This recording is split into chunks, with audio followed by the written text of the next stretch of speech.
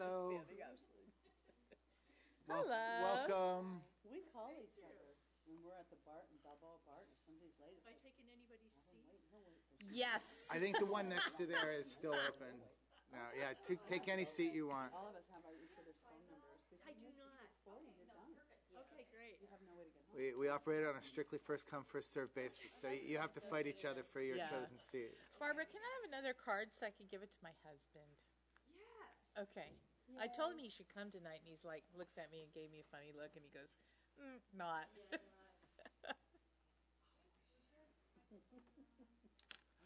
Are we live? I'll wait for Barbara. The other Barbara. Oh, yes. Waiting for all of us. You my babysitter punch ticket.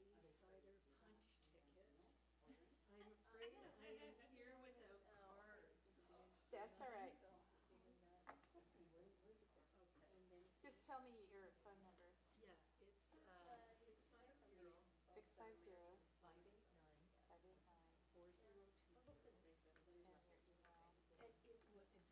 Take my extension. Oh. I mean, you can take an empty space And how do you spell your last name? remote it. BER That comes without NAR NARDINI. DINI. And we didn't want to wait. And email is. Hi, Glenn. How are you? Pretty good. How are you? Doing wonderful. We're going to need another chair. I No, think we're we not. met. Michael's not coming? S. Oh, he's not going You to. take home one of the existing. It's first come, first served, just like I was telling our guests. So, Whoever comes first gets a seat. yeah. Okay. Because he's all excited to go take pictures. And it'll be good. He does weird stuff, but. Look how prepared I am. Not only did I print an agenda, but I have a pen. Yes, absolutely. I can share. I can share with. I can share with Michelle here. Yeah. If you want to take it, it's fine. So, the parents have always there. So, beginning of the school year, but Yeah, I committee member Barbara Abel walked out just a moment ago. I'm not sure. She'll be right But back. is She went she- to the. Okay. Oh, okay. Well, let's just be nice and wait. Yeah. Oh, sorry. Hot mic. Good thing we're not spreading with you. that's why. Yeah. So it's good. I was telling you.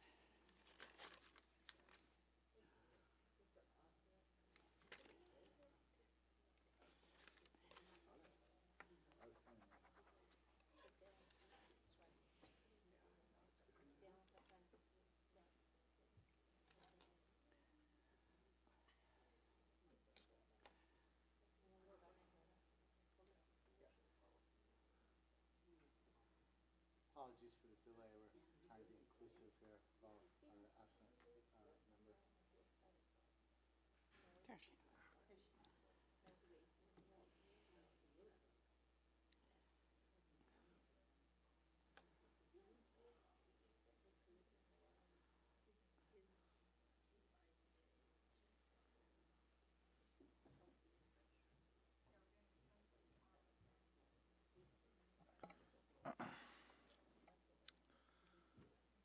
Okay, so welcome everyone.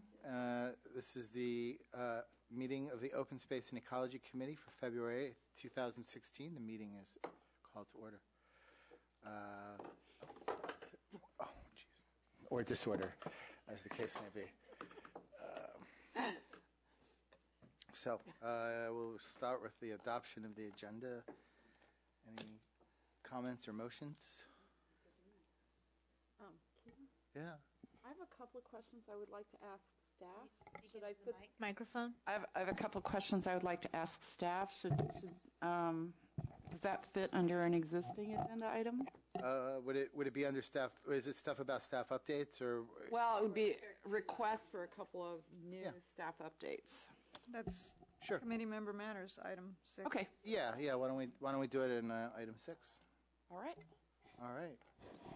Do I have a motion to adopt the agenda? I move to adopt the agenda. I'll second. second. All in favor? Aye. All right, the motion passes. Oral communications from members of the public. I think they've all spoken. Anybody else out there want to speak? Quick, Okay. quick. Paul's Yeah. coming. No. Oh, no, actually, that would be reason to wait. Always love hearing from Paul.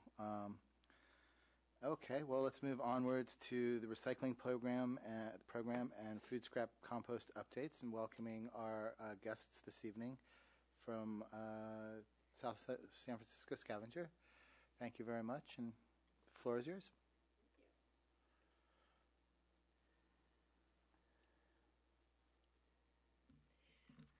Well, thank you so very much for inviting me here. Do you want to tell the audience at home, if there is any, who you are? Oh, I'm so sorry. My name is Barbara Bernardini. I'm the recycling manager for South San Francisco Scavenger Company. Welcome, Barbara. Thank you. And I'm pleased to be here this evening to talk to you one last time. I am going to be retiring from the Scavenger Company at the end of this month. And so this evening I've brought with me Teresa Montgomery, who will I will be handing over the post at the end of this month. And the great thing for me is that 15 and a half years ago, when I started with South San Francisco Scavenger Company, Teresa was my predecessor. She had gone, I hadn't met her, but everywhere I went in Brisbane, in the community, they said, "Oh, Teresa, we love Teresa." Anyway, she's back, and now I can bow out guilt-free. You look way too happy, Barbara. It's just not right. Congratulations on your retirement. Very, very much. Yeah, so I feel like I'm going out on a high note. One of the accomplishments was to finally get composting up and running in our cities. It was a long wait, and we're still working on it. But I do have a great piece of news for you, that I really wanted to have the comparisons from 2014 to 2015 of the amount of tonnage collected on a residential yard waste route. There has been a 36% increase in the amount of tons. That's excellent. Awesome. Because of the participation of the residents. So I hadn't even dared hope it would be that high. But so What were the years again? Pardon me? What were the years again? Oh, so we compared 2014 to 2015, and by the end of 2015, there was a 36% increase. So so substantial. So people are participating. When did the program start? Was it started last year in the I think second week in January? Yeah. So it started in 2015? 214. 214. Oh, Sorry. okay, yeah. Year and a half. No. So it started in 2015. Oh, Yeah. Okay. So we could compare last year 2015 with the previous year 2014 when we had not rolled out the program yet. I'm sorry if I don't follow. Excuse me if this is a stupid question, but if you didn't have the program, how was there anything to measure? Because previously we were collecting yard waste only. Got it. And then with the addition of food scraps. Right. So it's an increase in material. Yeah. But you had already been collecting the yard scraps. The yard scraps for many years, yeah. Is that by weight or by volume? By weight, actually 2014 the numbers were 199.75 tons, and in 2015 it was 316.39 tons. 316. Huh? Yeah. That's great. Well, it sounds like a measure of success. So, job Yes. well done. Yes, and really it was the residents who embraced it. We had a lot of questions in the beginning, and we got a lot of calls, which we were really pleased about. And folks adopted the program, and so all is well. Do you have any sense of how many households so just in terms of proportions, participate in that, and how many decline to participate? We don't. And we've been talking about this and how to sort of find that out, because green bins are being put out. Right. But do they contain food scraps right. and yard waste? So in the coming months, we'll be looking, Teresa will be looking at ways. Yeah. Yeah, we call it flipping lids, where we actually go out prior to the collection and look at. Oh, wow. See who's been naughty and who's been nice. Yeah. Right. So I suppose you would also need to flip lids to find out how well people are complying with what goes in what bin. I mean, do you have any notion of how much of what you're collecting is usable as compost or as recycling, or does it all get sorted out? Actually, what we see, what we do know when the trucks come in and they dump on the floor, we get to inspect for the contamination, and it is very minimal. Wow. Yeah. Oh, that's Yeah. great news. Good. Very minimal. Glad to hear it. Yeah. So I have a couple of questions. Sure. First question is, I've been flipping lids too. Oh, good. I've become obsessed ever since we came and toured your facility, and my neighbors are like, "What are you doing? Come here, let me show you." But one of them was one of my neighbors uses those green compostable plastic or green compostable bags that the city of San Francisco uses for her green waste that she puts in the green waste bin. Is that acceptable or not? We prefer not, and it's acceptable in other programs, including San Francisco, because they do what we call windrow composting. It's basically open air, and things are put in a pile. They get turned on a regular basis. They get some heat blown up through it, and it's about a 95-day process. We're putting our food scrap and food waste inside a dry anaerobic digester, and there is moisture that is sprayed on the material on a regular basis, and we call it percolate, and it's the percolate that contains the friendly bacteria that are munching away on fats and sugars and all the things that we like. And when it's inside a compostable bag, the food scrap and the yard waste, the beneficial bacteria doesn't have an opportunity to munch on it, and so at the end of the 21-day period, when we open it up, if we open up say a bag, whether it's plastic or compostable, that managed to get in there, the material has not degraded like it would if it were exposed to the process. So that makes it a little trickier. So that's probably been the biggest concern people have. Well, if I can't use a bag, what should I use, or how can I prevent my either under the kitchen pail under the kitchen sink pail, or my yard waste cart from getting too greasy and or mucky.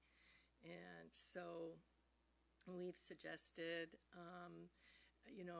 putting some paper or cardboard on the bottom, taking your paper towels, if you use paper towels, and throwing them in there because they are compostable. Putting food scraps in waxy milk cartons prevents leakage if you have a milk carton underneath your sink. That's a good idea. Yeah, mucky stuff. So I'll throw dry stuff into my pail, but if it's coffee grounds, tea bags, a rotten pear, I tend to throw it into the waxy milk carton because it's safer there. Okay, so I told her, no, don't use those because they degrade at a different rate than the other stuff that goes in the anaerobic digester. The other question that's come up is one neighbor is putting kitty litter in the other neighbor's green bin. Yeah, that's sad. Like you say, Yeah. let's just write on there, no kitty litter. Yeah. And then, My goodness. I know, it's weird. Yeah, and some people have called and asked that because there are kitty litters that are either wood-based or paper-based, and they think it should be compostable, and they're right. The material was be compostable, but not with the Cat feces. the feces And the dog, urine and little the dog, Yeah.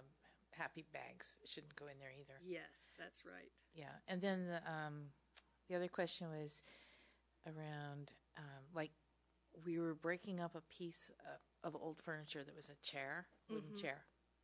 In or not? Not. Okay. Yeah. So This is a game we play on Thursday night and Friday morning. Yeah, this is a great question because so it's wood, but it's probably been varnished or stained. And even if it hasn't, it's old, dry hardwood. So the type of wood that's going to break down in a compost is basically your green wood. You know, you've pruned your bushes. So it's not hardened. So Okay. it's the hardened wood. So that kind of thing we do get into the facility, and we handle wood waste from construction demolition differently than it doesn't go to compost. Yeah. So in household, it just goes in your garbage. Yeah. Okay. Or, on a bulky item cleanup, if people will call us and say, I'm taking down a fence, I have some furniture, we'll bring it back to the facility. Yeah. And a lot of the painted treated wood gets ground up, and then goes as alternative daily cover, they call it, at the landfill. They have to put the landfill to bed every night. They have to put a 6-inch either dirt or an alternative to dirt, hence the name alternative daily cover. So we do grind that type of wood, old furniture, cupboards, benches, anything like that, whereas the clean wood goes to a fuel burning facility that creates energy. So 2 more questions. The next question is, well, it's not really a question, it's a statement. I've been going around myth busting the idea that everything in your recycle bin all goes in the same bin. I said, I've climbed up in the truck, I've Yes, you looked, did. there's a diverter, don't do this. This is containers, this is paper, and the two should not be mixed when you have an overload or whatever. Right. So I just really wanted to stress that. And then the other question is the question of overload. Everybody has been sort of like, well, you said they were going to come around and ticket people for not having their bins closed all the way, because I've been going around shoving everybody's. Okay, I'm getting a little weird about it. I've got to stop this Friday morning, walking up and down our street. But seriously, when are you going to start enforcing the bins being completely closed? That's being enforced now. Okay. And people do get notified. If the lid is popped up a little bit and stuff is not flowing out, the garbage is not overloaded, we're not going to worry about that. Okay. It's when the lid is like this and the garbage is like this, or even like this. Okay. That's the problem, because the wind can come up or. So one of the hardest things is an excessive amount of cardboard. So if you have an excessive amount of cardboard that doesn't fit in your paper side. You still put it in on the side with the wrap around it. Yeah, exactly. You can put all the loose cardboard you want out. It doesn't have to be in a bin. And I understand that could be a little confusing, because we've said that materials have to be inside the bin. But for cardboard, especially around the holiday season, if you order online, if you go to Costco, everybody has boxes. And so you can just flatten and stack them, and the route will pick them up, because that. Twine them. You have to twine them up, otherwise they'll fly out. Yeah, that would be helpful if you twine them. Yeah, definitely. But we can pick that up loosely, and that way you're not having to cram cardboard in the bin, and then you might not have room for other materials. So definitely cardboard can be left on the side. And pizza boxes go in the green bin. Pizza boxes, yeah, especially if they're greasy. Yeah. Okay. What about overflow cardboard in the compost bin, or in the green bin? Can we? No. No.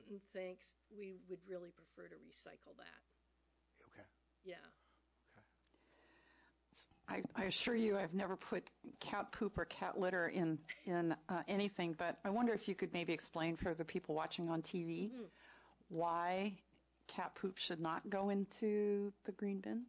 Well, ultimately, we really want the food scrap, the yard waste, to end up as a compost that you would want to put in your garden. And so we don't want, the cat feces, dog feces, your urine. It can contain bacterias, sort of not good bacterias, diseases. I had a cat that was on medication for thyroid, and this stuff doesn't go away.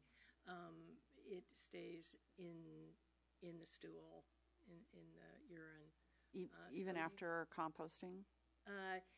Yeah, the composting isn't designed to get rid of those. that. Even at the temperature we cook it, yeah. So it's a disease, I guess, born. Thank you. Yeah. So I appreciate the thing about the cardboard and the separating of the different kinds of recycling. I did get a mixed message once from a driver who I had a bunch of cardboard, and I stacked it up next to my thing, and because the paper part of my thing was already full, and it was open, and the driver said, "Oh, it's okay, just put it into the bottle side." So this was maybe. No, I don't want to get anybody in trouble, and it was a couple years ago. I know it was a couple years ago. Yeah, but Yeah, it's not the worst thing that can happen, but we really do, like when the truck comes in, they go to one end of the plant to empty their fiber, their cardboard, their paper, and another sort line away to drop off the bottles and cans. So we do try to keep them separate. Okay. No. Yeah. Where do you prefer, what if it's clothing? Well, clothing that can't be taken to Goodwill, Mm-hmm. yeah, that would go in the garbage. Okay. Yeah. A related question on that. I guess Goodwill is doing a big research project on textiles recycling, and maybe that's only for the stuff that ends up at Goodwill. Mm-hmm. But let's say it's an old ratty pair of jeans with holes in it. Should that go in the landfill? Should it go to Goodwill? I hear textiles are a pretty big waste problem. So They are, and Goodwill came to our facility. They wanted to audit the materials that were going. They've really been trying to boost their recycling, and it looked like they were doing a fairly good job. But I asked them about textiles. I said I've always didn't feel like if something was really done, I felt guilty about putting it in the Goodwill box because somebody has to handle it, and maybe they're just going to throw it out. But they said, no, you can go ahead and do that. Okay. Because they are looking at opportunities to reclaim fiber, whether it's drapery or towels or clothing, and to do something with it. Great. So there is. I think that's on the horizon. Okay. But meanwhile, pretty much everything textiles should go to Goodwill. Mm-hmm. Good to know. I had a couple questions. Mm-hmm. If the chairs. Oh, Yeah. yeah. This question. So I was wondering, with this fabulous increase in the green weight diversion rate, have you guys seen a reduction in the landfill? No, we haven't looked at that yet. So we will be putting together with the 2015 report. The state of California has every city and county do a report. The report is due sometime in August, early August. And so the Cal Recycle, we're anticipating questions coming from them. They ask a lot of the questions, and then we give them our numbers, and then they do what they do, and then they announce what the diversion rate is. I think it should. Look We hope better so, unless- right? May not We be hope completely so. Balanced, but Yeah. I think I'm confident now after seeing those numbers, unless, all the lawns in the city were torn up and that's what made the increase, or lots of trees were cut down. But I am, eagerly waiting for those numbers. That actually brings up a question, with regards to the drought. There's going to be less vegetative matter growing and less pruning. So would any of that 36%, I guess the rain started pretty late this year, but, I would imagine there would be a certain amount of increase in green waste that would be associated with the extra rainfall, and therefore more, pruning and cutting and stuff that might not have happened last year during the drought. Right. So it'll be interesting to compare it again in 2016. I know that, I don't know about other people, but for us, we put almost nothing down the garbage disposal anymore. And so it's all going into the Great. now. And so I'm wondering if you'll have an increase because other people aren't putting it down the garbage disposal either. So Figuring they can just that might saving not on show their up. water too, because if you're putting it down disposal, you're using more water, and we're and all so I under wonder pressure to. if they'll see a decrease in the amount of solid matter recovered through this waste sewage process. Could be that's where it's going. Might not show up on your. Have you considered in some kind of incentive program for people who minimize their trash to the point that they don't need a pickup every week, for example? I don't need a pickup every week, but I'm still paying for it. Right. And I understand that that's pretty much the way it works, that even if you don't use it, you have to pay. But Right. I could probably get by with a pickup once a month, and I'm guessing that a couple of my committee colleagues could too. Can I ask you what size your garbage container is? Oh, it's the smallest one. It's Yeah. a 20-gallon. Yeah, we're on a 20-gallon, and that takes us 2-3 weeks to. Yeah. Can you make a 10-gallon? I don't know. Well, that is food for thought, because as people with composting and with the increase in recycling, as more materials are acceptable in the recycling container, I think there will have to be some kind of discussion about that.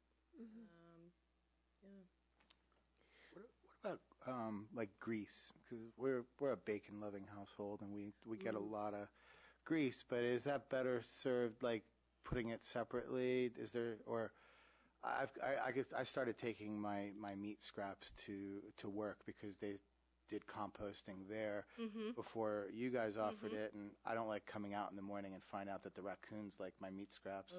So I just tend to only put vegetable matter and stuff into the green bins in front of my house. But I do wind up with mason jars full of bacon grease and You can chicken go grease ahead and stuff.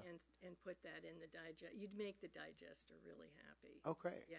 Really? Yeah. So even if it's in some sort of a jar or a can, it's okay. Well, no, you'd want to empty it in. Yeah. Well, it goes in liquid and comes out solid. That's Pretty much bacon grease hardens. Yeah. Well, So we could put it in some I kind would. of. So you take the The compost. milk You take. cartons are really The milk. Yeah. There you I was go. just gonna say Where- those milk. Yeah. Put it in a compostable bag. Put it in your freezer, and then in the morning you just I do. open it out with the bag. Yeah, but you take it out of the bag and just put the hunk of frozen Yeah. bacon grease into the. I don't eat a lot of bacon, but I do like to make. You don't get a figure like this from yoga alone. So, last time we had spoke with you, we were and you told us, and I can't remember what you said, about bringing the food waste online at like the schools and things and the businesses. What's the scheduled timetable for that again? Okay, so we've been adding on to businesses Since 2015. Prior to 2015, we picked up. We only used one route truck, the front end loader route, so we were looking for big quantities of food. But starting in early 2015, we could provide carts to businesses. So, for example, you'll probably see some on Visitation Avenue, the little green carts that the businesses are using, or they can also have a 64 or 96. So there's a lot of flexibility in the program. And other businesses, it's interesting, I think a number of businesses from San Francisco have come into Brisbane. They were accustomed to recycling in San Francisco, so when they called up, they said, oh, I need recycling, I need garbage, and I need compost. And so we're adding more businesses on, large and small. I think the biggest bin we have out there is a 20 cubic yard container for produce. One of the businesses in Brisbane. We've learned that doing outreach and doing the number of site visits that's really required to get a program going, unless they've had some experience, requires more staff. So we have hired more staff to do outreach and education. And so it was time. Yeah. It was just time, because it does sometimes take more than one visit and possibly a training. So one of our recent hires, he is actually working Tuesday through Saturday, and he works into the evening. So he's been able to if there's a second shift at a restaurant or a food producer, he can go in at 6:30, 7 o'clock and train those guys, and we can also do day trainings. And the schools? And the schools, Littman has a compost bin. It has had a compost bin for quite some time. I don't think they're using it. You don't? Yeah. Don't think so. Thank you. I think I've seen it in the very, very back of the building. Yes. Why are they not using it? Don't know. Be a great science fair project to figure out how to get the middle school to use it. Yeah. Should probably find out whether. I just wanted to make, so you're expecting to pick up from them? Yes. Okay, And then I know. We have had some discussions, and pinch the bottoms. We'll need to go back, and we'll certainly be offering it to Brisbane Elementary School as well. Okay. And that could be quite fun for Kids. that grade. The young kids. So do the schools need to request it, or would you offer it to them? Yes, we would offer it to them, or respond to a request. Yeah. Well, what about the Brisbane Marina? That's a good question. As I was just thinking about yesterday. I mean, the Yacht Club generates a lot of, we generate, and it's always makes me cringe. Every time we throw stuff away, it hurts us. Okay. And, So, and here's this might lead into, if I have a few more minutes, there's a new piece of legislation that was passed last year, and it's taken effect this year. It's called AB 1826, and it is mandatory food scrap recycling. What the California is concerned about, CalRecycle, is that food that goes into the landfill generates a lot of methane gas that isn't necessarily captured, and also it's something else can be done with yard waste and food waste other than that as new facilities come online. So in 2016, beginning April the 1st, any business that generates 8 cubic yards of food scraps per week has to have a compost program in place. So we have been doing our research and figuring things out, and certainly some of the big producers here have taken care of that. So there's not too many in town that would be creating that amount. That's a lot of food scraps. It's a pretty high threshold. It's a pretty high threshold. Cubic yards would be like 7 of those blocks would be 8 cubic yards. That's a lot of food scraps. That's a lot of food scraps. So is that just institutional, or would that be a large restaurant? Or That could be a large restaurant. gauge, Yes, we're coming across restaurants that maybe they just have a 3-yard container, but if they're picking it up if we're picking 2-3 it up times a week. 7 days a week. Yeah. Oh my goodness. Would it be like your, say, standard fast food restaurant? Fast Or would that food, be a little bigger actually, than that? Yeah, I mean, they have a lot. They do have food waste. They do have a lot of food soiled paper, Yeah. but not so much hard food because a lot of restaurants They are. serve that. They want to decrease the amount of waste, and so buy for what they need for the day. But starting in 2016, it'll be any business with a 4 cubic yard bin. Wow. And so what we've been doing is identifying those folks as well as the 8 cubic yard folks, and we're starting there, or have been, calling these folks and going to visit, and yeah. Will that threshold keep going down in future years? Yes. Oh, great. It will over the next 4 years. Okay. So, and then California, it might go, well, it's probably going to go down to 2 yards. And then if still too much food scrap is going to the landfill, they might, they've suggested that they could make it just mandatory for all businesses. Our green bins. It's got to be 2/3 close of to a 1. cubic yard? It's got to be pretty close to 1 cubic yard. The green bins, if you have the largest of the green bins, it's a half a gallon. I'm sorry, half a yard. A half a yard. Okay. Yeah. You're closer to. Half a Oh, yard. that's a big half. Yeah. Okay. So I'm going to go off into the weeds. I do this periodically. You gave us all those wonderful green bins when we started this program. But what I really want you guys to provide for me is a little collared lid that fits over my milk carton. Collared. Yeah, that would just. Like a milk carton funnel? No, it would. Yeah, it would be like a lid that slipped over the milk carton.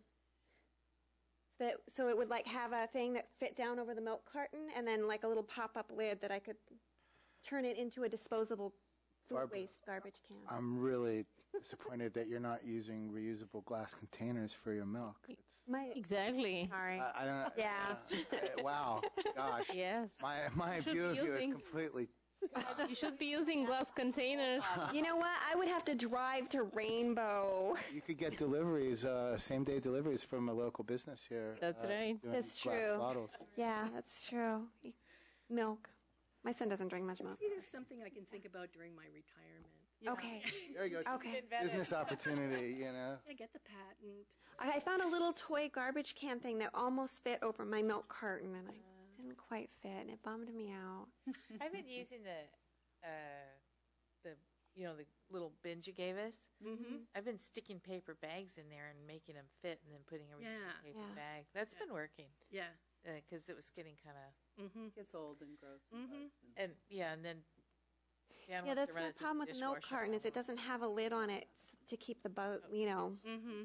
I scrub. things Yeah. out and odors in. I have one of those stainless steel containers, countertop, and it's got the carbon filter on it, so it can still breathe, and find good results with that too. Yeah. Yeah, I have one of those too. Okay. All right. We'll look for you, Barbara. Yeah. Yeah. I want a little lid that fits over my. Quick, I'm gonna patent it real quick. Okay, go ahead. Just give me the first one off the line. Yeah. So what can we do to help you educate the public? That's what we really need to know. Because that's one of our mandates is to get everybody on board doing it. Now we're probably the biggest experts here about what needs to be, what goes in what bin. But I can't run around in the morning in my slippers looking at everybody's bin. As you have been doing. As I have been doing, yes. So what can we do to help? What can we do to help? I think when you're out and about, or talking to a neighbor, I think it's word of mouth. I think it's important to do it and have people sort of see you do it and know you do it, and maybe ask how's it going, and if they are having problems with it, maybe help talk them through. I think that sort of word of mouth and sort of community engagement. We could put what you were asking, all the questions that we asked on that BrizNet. On BrizNet. Yeah. Brisbane neighborhood things we have One going of- on. Have you had absolutely. complaints? Have you had complaints from people?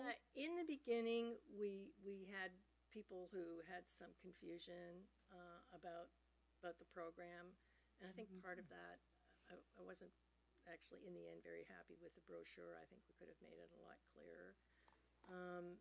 But are people concerned about bugs? People concerned about rodents? Raccoons. We've rescued a couple of them out of the bins. Raccoons. I'm sure neighbors should let People them. concerned Really? that they couldn't use a bag. Yeah, That's really kind of gone away. Okay. Yeah. So, do you have a hotline number? Actually, our telephone number at our facility, South San Francisco, 650-589-4020. 589-4020. So I was thinking a hotline number, like you're standing there in front of the garbage can. It's like, which one does it go in? You know, Maybe an app. An app. no, if you call us, there is somebody who will pick up the phone and either answer that question for you or pass them along to me. But that's a really good question, though. What or suggestion? What our chair just made. Could we have like an app where you just enter the name of the item that you're trying to figure out where to put, and it tells you where to put it, so you don't. So it's capturing the knowledge that you guys have and putting it into our. That it's very easy to build. Like So we can onto build the it. for you. Are you volunteering? Yeah. Amelia? Well, you'd have Yeah, certainly we can build the app for you. Put on your Just give us the data that needs to go into it, like what goes where. The apps aren't that hard to build. Yeah, we can build that in a couple of days. That's a pretty easy one. Put that on my list of things to look into. In general, we try to do outreach that's more broad, so it's not so overwhelming at first glance. But then when you have people who really want to dig in and really know and understand, then it's inadequate. So it's kind of that balance.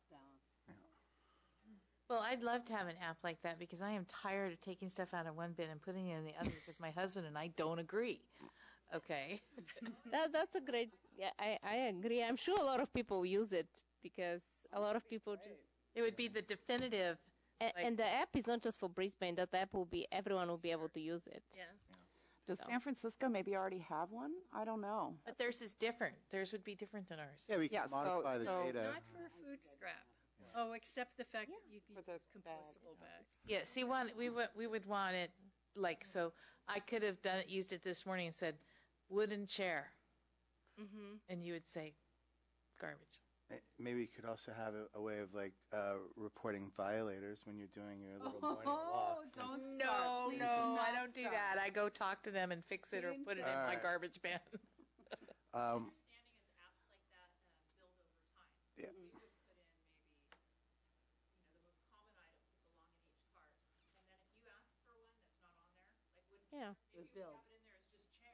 You Yeah. put in wooden chair so it doesn't come up. Yeah. But then it would ping me or whoever's in charge of the app and say, somebody asked about this. Right. We don't know. So then I add it to the list. So Yeah. Yeah. yeah, yeah. Exactly. Yeah. That works. Yeah. So we have an annual event here in Brisbane, the Community Festival. It's first weekend in October, and the Open Space and Ecology Committee will have a booth there every year. And They did too. What? They had a They booth had this year. booths there too, right? Yeah. Oh, They're- I was working at our booth, so I guess I Yeah, didn't see. we were in Siberia. We were all in Siberia with the wind last year. It was Yeah. till 1 o'clock. All right, well, I guess that answered People my question. didn't Go ahead with find that us question. last year. No, that wasn't So- the question. It might have been good if we'd been That's what I was closer to gonna say. you Sit because next we to Yeah. each other didn't. next year, see if we can- Yeah, I was just going to ask for some brochures, but having you there would be even better, or having you there, Teresa, So would we be even we better. were there, but Yeah, okay. Yeah. I not thought many you guys people did. found us. I did. I came over and snarfed a pencil. You know, one thing that I've seen them do in San Francisco is at like Sunday streets and stuff, and they'll have little miniature bins of the colors and then pictures of the foods and the things, and the kids can, put them in the bins, and then they, get a score for how well they do. Okay, yeah. The adults can do that We too. had the spin the wheel. We I had did Yeah. find you. Yeah. this Yeah. year, yeah, That's we, right. we did the spin the wheel, which is very popular with adults as well. Oh, yeah. We're pleased. But yeah, good suggestions. Yeah. All right. Great. Okay. Any other comments, questions, suggestions, concerns? Oh, actually, I did have one other question. What would you say is the biggest challenge, having run the program for a year now? What would you identify as sort of the biggest hurdle that still needs to be overcome, or a challenge in growing the program, or whatever? Residential, I think it's working pretty well. We'll just continue to address the food scraps in our quarterly newsletters. But the challenge for us coming up will be getting more of the businesses on board and getting them to participate, so that it's a good product that they're putting in there to actually separate. One of the things that we found is when we go in and talk to businesses about food waste composting, we also look in their containers of bottles and cans, paper, cardboard. And so these site visits also give us an opportunity to check their recycling and see if there's other things they can recycle. And that's what we're finding, particularly in food manufacturing and in restaurants. They don't understand that many of the containers that their ingredients come in can be recycled. So we've had people not only set up composting, but increase the amount that they're recycling. So that's been exciting. But we need to pretty much do that business by business. So it's the time that it takes to do it. And of course, along with the businesses, we do want to get going on multifamily. There have been calls, and people are anxious to get going. So that's going to be coming up in the coming months, too. Multifamily. Like Altamar. Apartments. Oh, okay. Yeah. Yeah. And what percent is of the digester at capacity? What percent of capacity is it working at right now? It's full. It's going full bore. So it's 100% capacity already? Yeah. Oh, and has been for a while. Yeah. So no, I mean, like, how much more can you take? I mean, what's maximum how it capacity?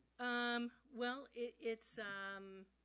we're pretty much designed the digester for the amount of material that we knew was available in our service areas. So we didn't overbuild. So we're not going to be taking food scraps from other jurisdictions. Yeah, but it's enough to. But you have capacity to take Yes. more from us Yes, now. exactly. Okay. Yeah. All right. Whereas before we didn't. When we were taking it to compost, we were kind of cut Okay. off at level. Yeah.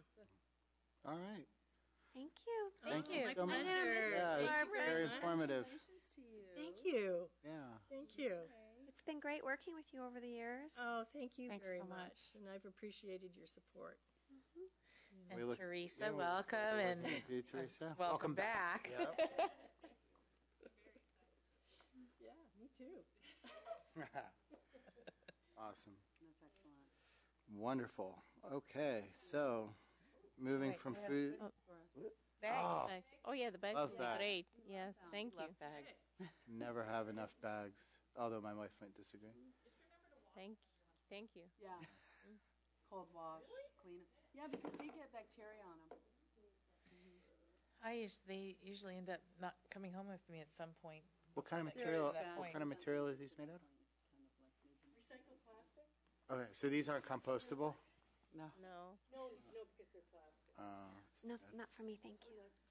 thank you very much. They last for a long time though. They'll last you for a few years. Yeah. Yeah. Yeah. Yeah, I had one of mine ripped, and I actually managed. I'm like, this is never going to sew back together, but I sewed it back together, and it was fine. Yeah. Fabric will sew. Yeah. Yeah. I mean, I just thought it would be once I perforated it with a needle, it would go. Yeah. You know, it would continue to rip, but it didn't. It sewed.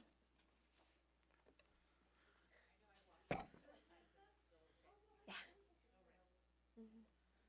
I put something pokey in it. Whatever.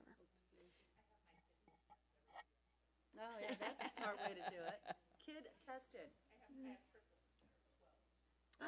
Oh my goodness. No wonder you didn't work for a while. Yeah, I took a little time off. But I've actually been working in the field for some of our sister companies. In fact, I worked for ACI and Livermore Sanitation for the last 5 years. And over there, the Waste Management Authority has been way ahead of the game in terms of waste diversion legislation. Everything's been mandatory there before it was here. Oh wow. Wow. I have a lot of experience knowing those programs. Excellent. But it's a very different community. I'm already seeing everyone. They're so glad they're here. Really embracing stuff quicker. Yeah. Yeah. We're excited. Yes. I missed the tour. I missed Yeah. it too. Ideally, we'd love to maybe schedule another one next year or something. Yeah. That would be great. I, was, Not a date in the I had a great hopes of making it November, but that's just a really bad month for me. So Yeah. I tried, but All right. That's good. Well, thank you. Yeah, thank One you. last Yeah. question, actually, if you don't mind. When you go to schools or when you talk to schools, do you have any? Do you offer any training for kids about the program and what happens in a compost pile and stuff like that? talk in the mic, please. Yeah, for schools, we like to do games mostly. I've done a lot of almost like pin the tail on the donkey type games where it's, pin the right material on the right colored cart. Mm-hmm. But I mean, beyond that, being able to show video, short clips that engage the kids that show, everybody likes a garbage truck, at least Right. the little ones. So, playing into what interests them and answering their questions before they ask them kind of thing. So you tell schools that this kind of thing is available when you advertise the service. Absolutely. In fact, Barbara and I get Barbara for the rest of the month. So I'm hoping to pick her brain and find out where we're at with our Brisbane schools and get out there and make sure they're making use of what we have and then getting into the classrooms and talking to the kids if there's time for that. If not, I've been known to go at lunchtime and bug the kids about packing a zero waste lunch. That's something, a lot of times you talk to the kids, it goes over their head because it's not something they can act on. They're not doing their shopping. A lot of them aren't dumping the trash at their house or, a lot of it's being done without them knowing it. But they know they can put a lot of pressure on their parents I was to going to pack say, the a right lot of them lunch. like to put the pressure back on their folks. They do, and that's good. Then I don't have to. So that's a good thing. That's great. Mom, you know what I learned today? Yeah. Exactly. They're our best tool, right? Right. Yeah, it's also a good idea to talk about litter when you discuss this with them because, I've been just so disgusted with how much litter there is around the school. Yeah. Just unbelievable amount over the years. It's Well, that goes back to the conversation earlier about not leaving the lids fully open, right? I watched those 32-gallon carts take off like the lid is a sail, there, and then they tip over when they hit anything, and then you've got crows and raccoons and litter, and yeah, we don't want that. We want to help the city abate litter as best we can. So yeah. What about residents who do not have garbage service? do we have many of those? Not many. Not many, but they are supposed to, so Yeah. I understand code enforcement would. And that the code enforcement starts with the city, or okay. But that's something if we notice when we're out flipping those lids, that somebody doesn't have service, or we're seeing, sometimes you pick out something out of a recycling container and it has an address on it, and you can tell that somebody put something that doesn't belong. Then you can, make the right call and address that. Okay. Thank you. Sure. Thank you so much. Thank you. Thank you Thanks for both having us. so much. Yeah, thanks for coming. We'll do it again. Thanks a lot. All right, so going from where food goes to where food comes from, the community garden space. And I see we have projected here. So from the map, what we're seeing, this is a space parallel to the parking lot. Is that how we should be understanding the map? Parallel looks like- to the Dolby. So this is me. Yeah. We brought this map at another meeting, and we had a space further Awesome. off of South Hill that's also city property. And the part that we own has a big berm in the front, and then has the V-ditch that carries drainage into our storm drain system along the back and wasn't as big as we thought. So this strip that's next to at 175 is Dolby Labs. Next to them is also city-owned. So that's directly accessible from the street. It's visible from the street. It seemed safer. It gets more sun. It wasn't as wet. The other area kind of looks like it gets drainage and is kind of saturated. The previous one was across the street from No, this? it was still on the south side of the street. It was on that curved part? Yeah. West, Okay. right? Yeah.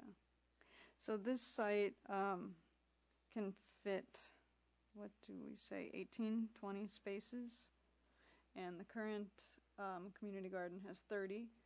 So what staff is thinking, we think that we could put in a similar facility here for about $60,000.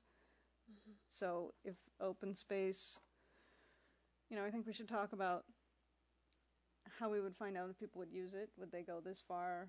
Would it be occupied? Would it be a good way to spend money? And then we should propose it, and it's the council's decision to spend budget money to put in something like that. But I think we want to think about, would people go up here to use a garden? Would people want to move up here? Would people that are on the waiting list want to take a space up here? Yeah. Any thoughts from committee members?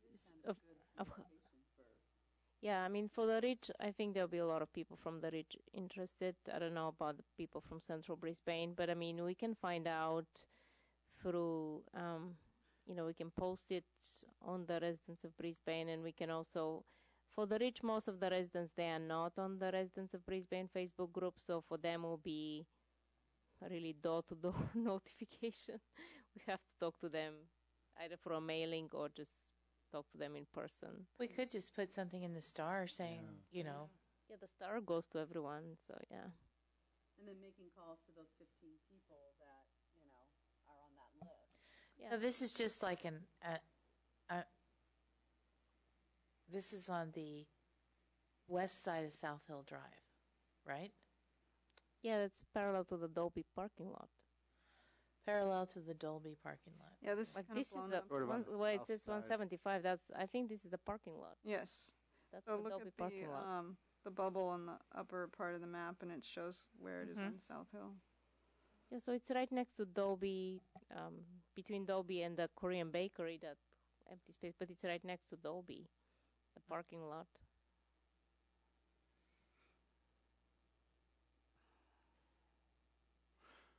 Okay, so, what are our next steps? Do we want to recommend this to the city council, or is... Well, I think we should do some research, like Karen suggested, and make sure it's going to be adopted.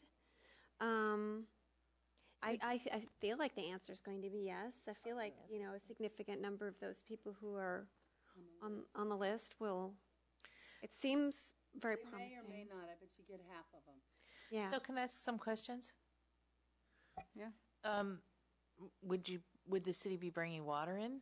Yeah, that was my one question. Yeah, that includes the similar type of water service, which I don't think we have a riser hose bib at every plot, but there's one for every with Okay. a hose that reaches about 4 so plots. And then second question is, what about sanitary facilities? No. Because right now, people at the community garden, they're within walking distance to the public restrooms at the park. And here, there wouldn't be any. Well, you could if you want to go to Mission Blue. No, Yeah. those aren't open. Oh, they're not where the Mission courts are? Oh, maybe by the baseball field. I guess, I don't know whether they're open all the time. Yeah, they open over the time.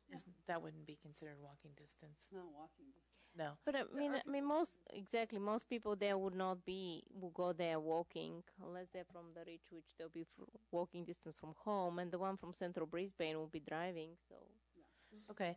I'm just bringing it up. Yeah, no, it's And then where would they park? along the street. Yeah, so there's street parking that Yeah. some of those businesses have paid to put in but don't own because it's public parking. So those spaces are available, and I think that the times that I've seen the garden during work hours, it's not heavily used. So I Just think checking, because, they'd be very important. probably parking at Dolby, too, and that would, yeah, we wouldn't want that. No, there is street parking, and it's not always taken. so I think parking will be fine. And would it be fenced? Yeah, fence like the one that's there now. Yes. Okay. Just curious, questions. And then who owns this property right next to it? That That's little Dolby, actually. That wedge. Triangle. Okay. Dolby owns that wedge, Mm-hmm. and then they own the property at 175 as well. Mm-hmm. So we would be splitting their property. We already split their property. We already do. We already own that strip in the middle. Okay. And how did we acquire that strip in the middle? These were all part of the railroad track and spurs that were donated before the Crocker Trail was built. All right.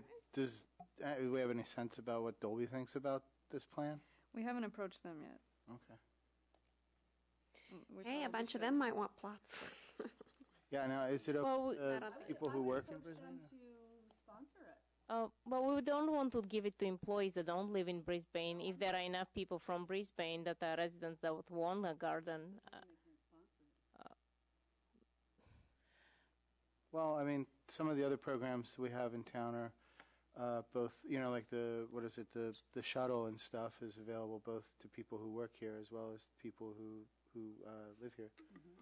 So, I mean, in principle, obviously, as a resident, I'd like to see all the residents have plots, but if some of them go unused or if there isn't enough interest from people on the ridge, then, there might be people who want to do a little gardening at lunch right.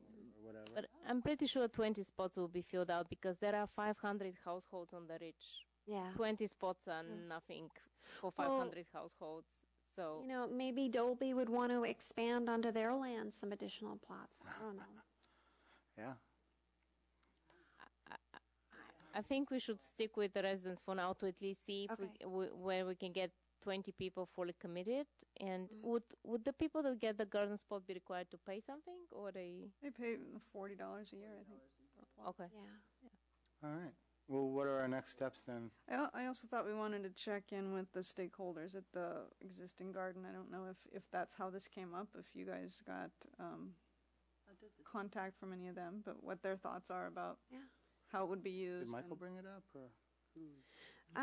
I've brought it up in the past, although I don't know if I'm specifically the person who brought it up this time around or not, because it's come up multiple times. But I'd be happy to reach out to Susan Maynard, who I know is involved with the other community garden, and see. Or maybe it should officially come from you guys, from the city. Coon, I think, is the main. Okay. Yeah. I think Michael Abney on our committee has a spot in the community garden. I've seen him working up there a time or two, so he might be. I had a spot for 5 years. Yeah. I just don't have one now. So do you know how to reach out to the current? And Tyler Coon's the Okay. main Okay. guy. So I'll talk. Can you use a microphone, Megan? Oh, sorry. I'll talk to Tyler about it. And I don't think that's on. Try this one. It's on. it is on. Maybe I'm not talking loud enough. Can you hear me now? Here we go.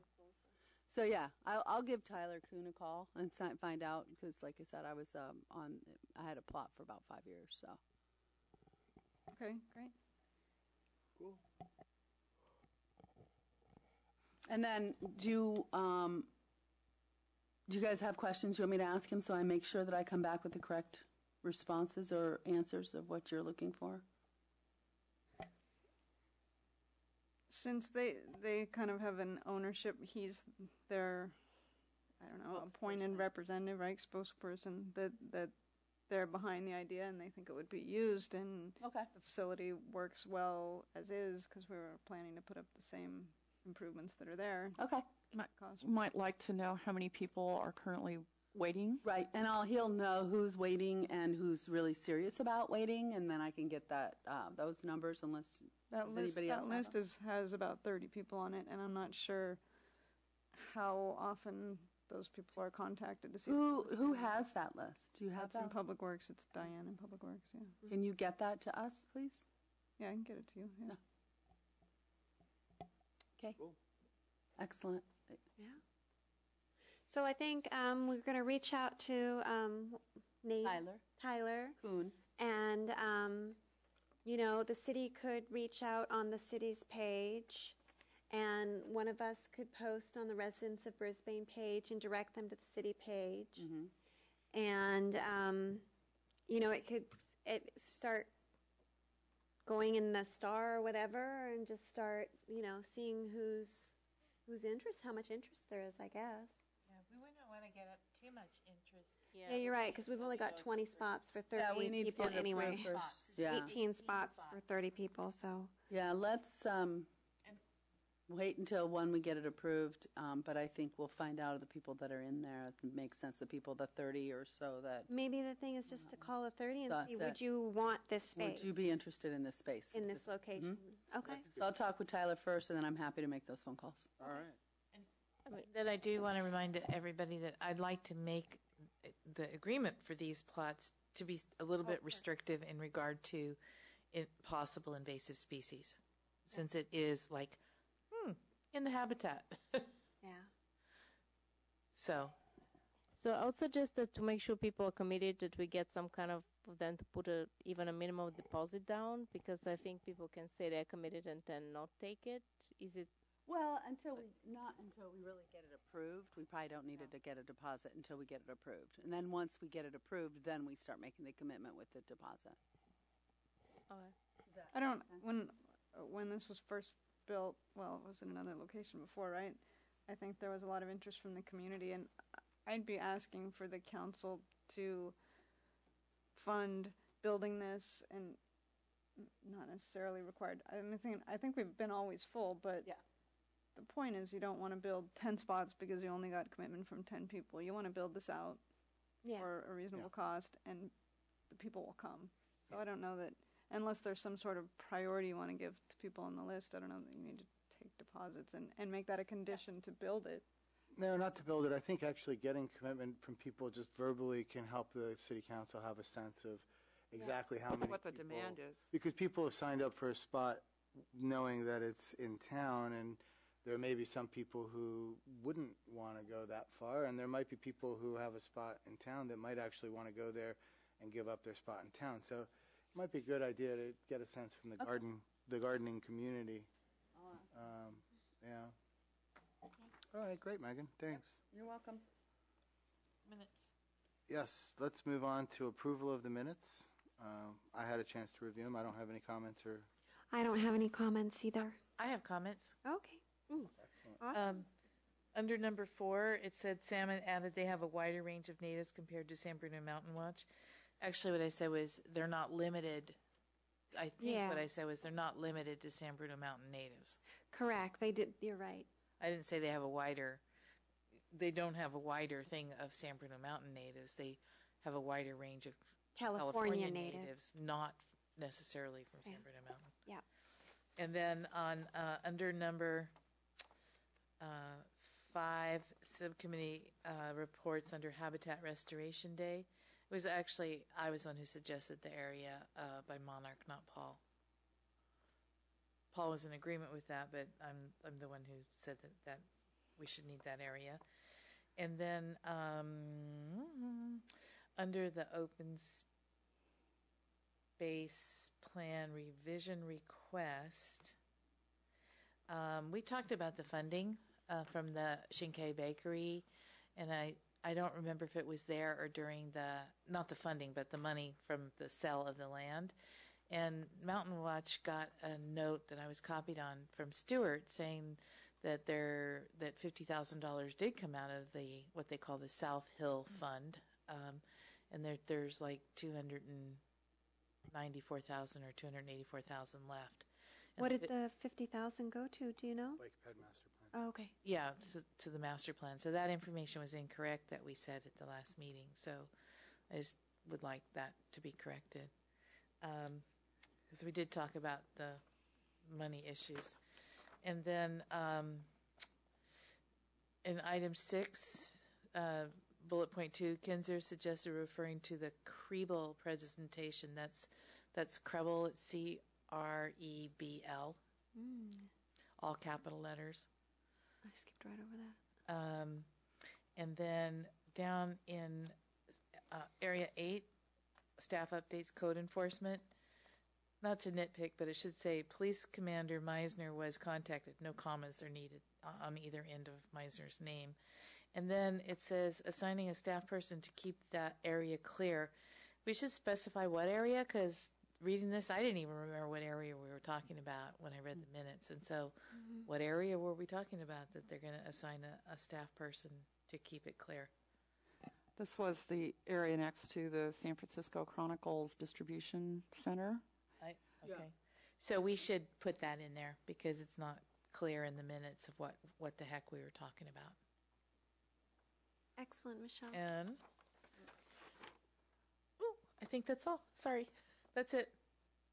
Good job. Anybody else?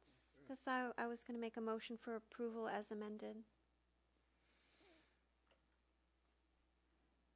Okay, I'll make a motion for approval as amended. Second. All in favor? Aye. All right. Motion is carried.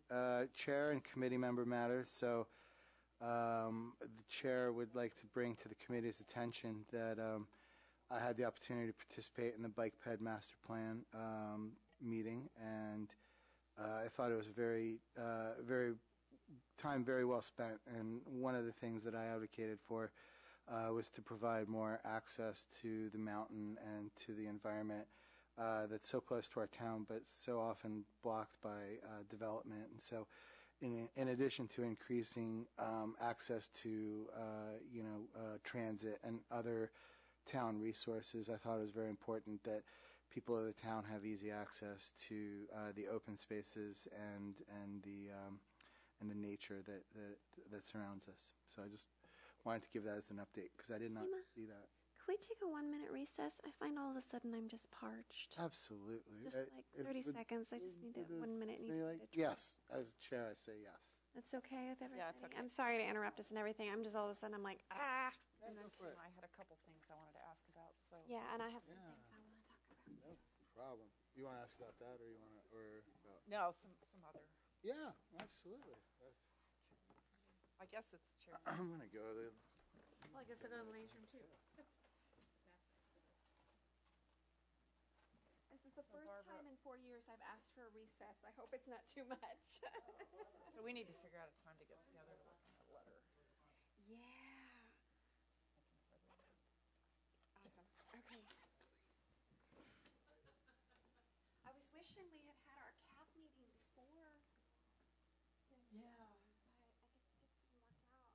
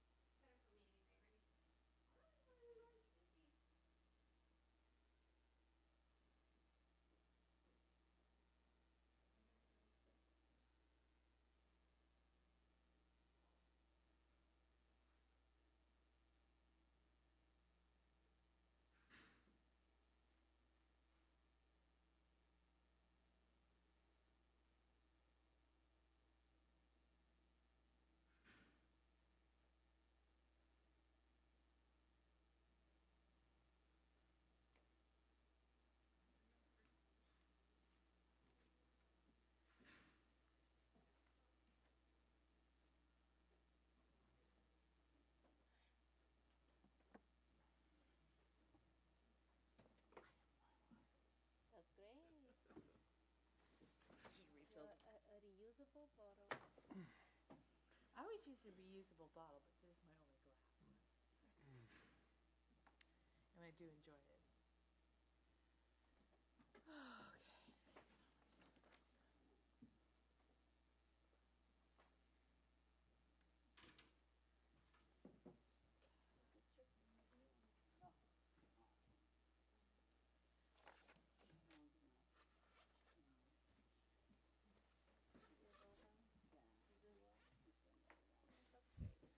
Natalie, are we still live or? Okay. I think almost. All right.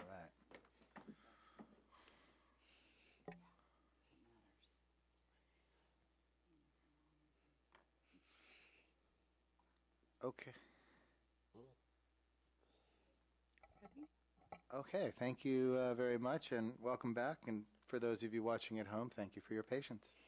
So I guess I said my bit about the bike ped master plan, and so I open it to the committee for any other things they want to share. Glenn, Barbara?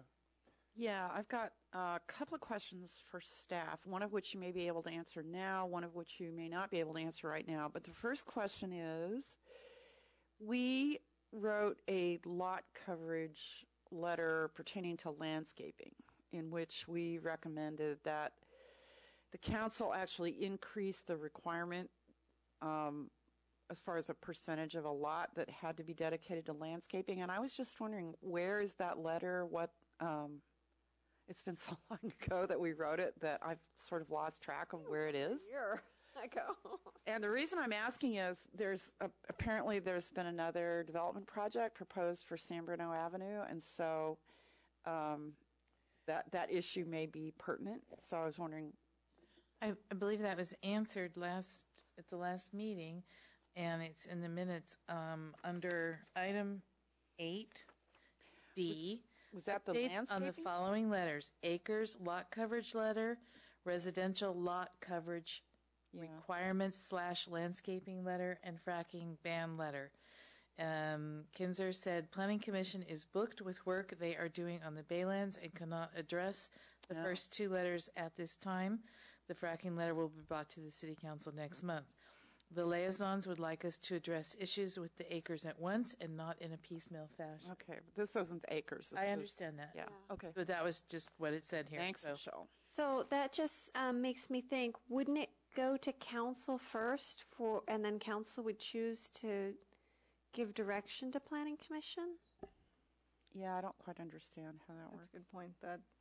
And so I guess I can't tell you that has happened. I don't know if that has happened, so I can Okay. check in. And maybe maybe that was presumptive, but the thought was that the council had not directed them because. Okay. Yeah, I mean, I would understand why council might not have acted on it immediately, but it would still be interesting to know if they've gotten it and if they've made a decision. So, okay. Did they get the letter that we sent? Yeah, they've gotten Okay. those letters, yeah. All right. Did you have another one, Glenn? Yeah, so the second question concerns planning for flooding and sea level rise. And apparently, currently, FEMA flood maps are used as planning guidance, but an amendment to that has been proposed, and as I understand it, the amendment reads, flood management plans are to be used for guidance, but that's very nonspecific. Which flood management plans and what flood management plans are considered authoritative? That's a little bit worrisome to me, so I wonder if you might be able to clarify that. Yep, you're right. I wouldn't want to hazard a guess at this point. We can look into that. So amendment to requirement for. Well, right now, apparently, it's said that FEMA's flood maps will be used as guidance for planning. Our municipal code? Yeah. Okay. But a change has been proposed that reads flood management plans, which sounds very generic and non-specific. And I'm wondering, apparently there's been some quibble that FEMA flood maps are not up to date. But then I'm wondering, well, what flood maps are considered up to date? And very general language like that, you could drive a truck through that. Oh, So where are I'm you just sort of finding- curious what's going on. Where are you finding this proposed language change? My neighbor alerted me to this. She said it was proposed for the Planning Commission agenda this week. And I thought, yike. I heard the same thing.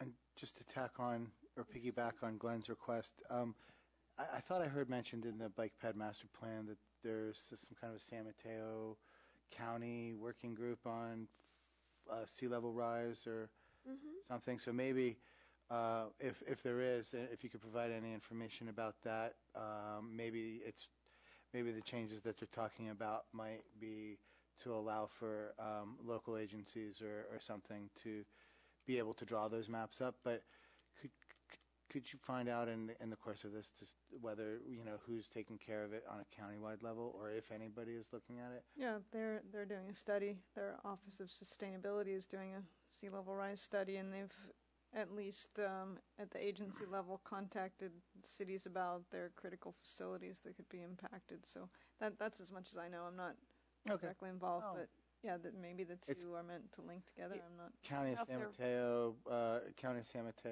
Office of Sustainability. Okay, I'll check out the website. Yeah. Cool. Thanks, Karen. Thank you. Barbara? Yeah. So, there's been recently some gabbling on residents of Brisbane about people without garbage cans. And that is, to some extent, an environmental issue. Mm-hmm. And I just wanted to get up here and say that I personally, and if the committee wants to add their voices, would encourage the city to increase their level of enforcement. So, if any of you want to weigh in on whether or not you feel that's an important issue, or you can just drop it, or... I think it's an important issue to address, but if I'm not mistaken, didn't Barbara, who just spoke earlier, didn't she mention that the enforcement starts actually with the trash city provider? No. No. Did I hear incorrectly, or did she said that? Oh wait, no. She said that code enforcement starts with the city. Yeah.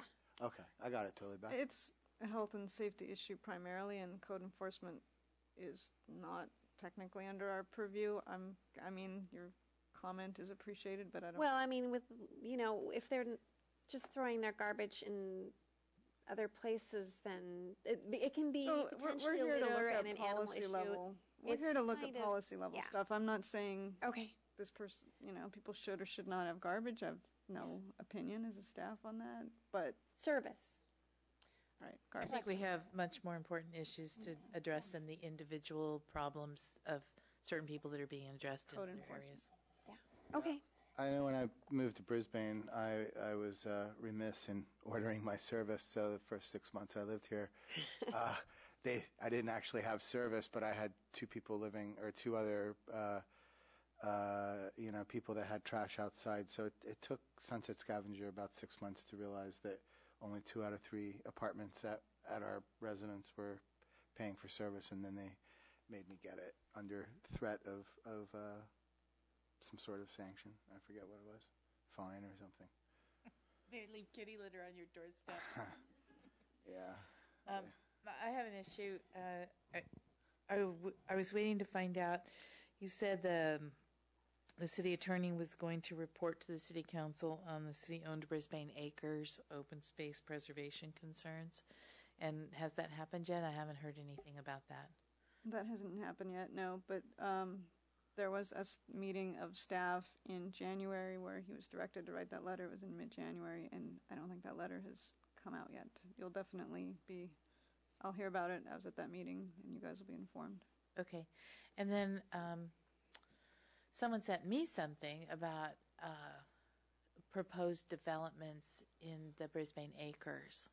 And so I'm just wondering if,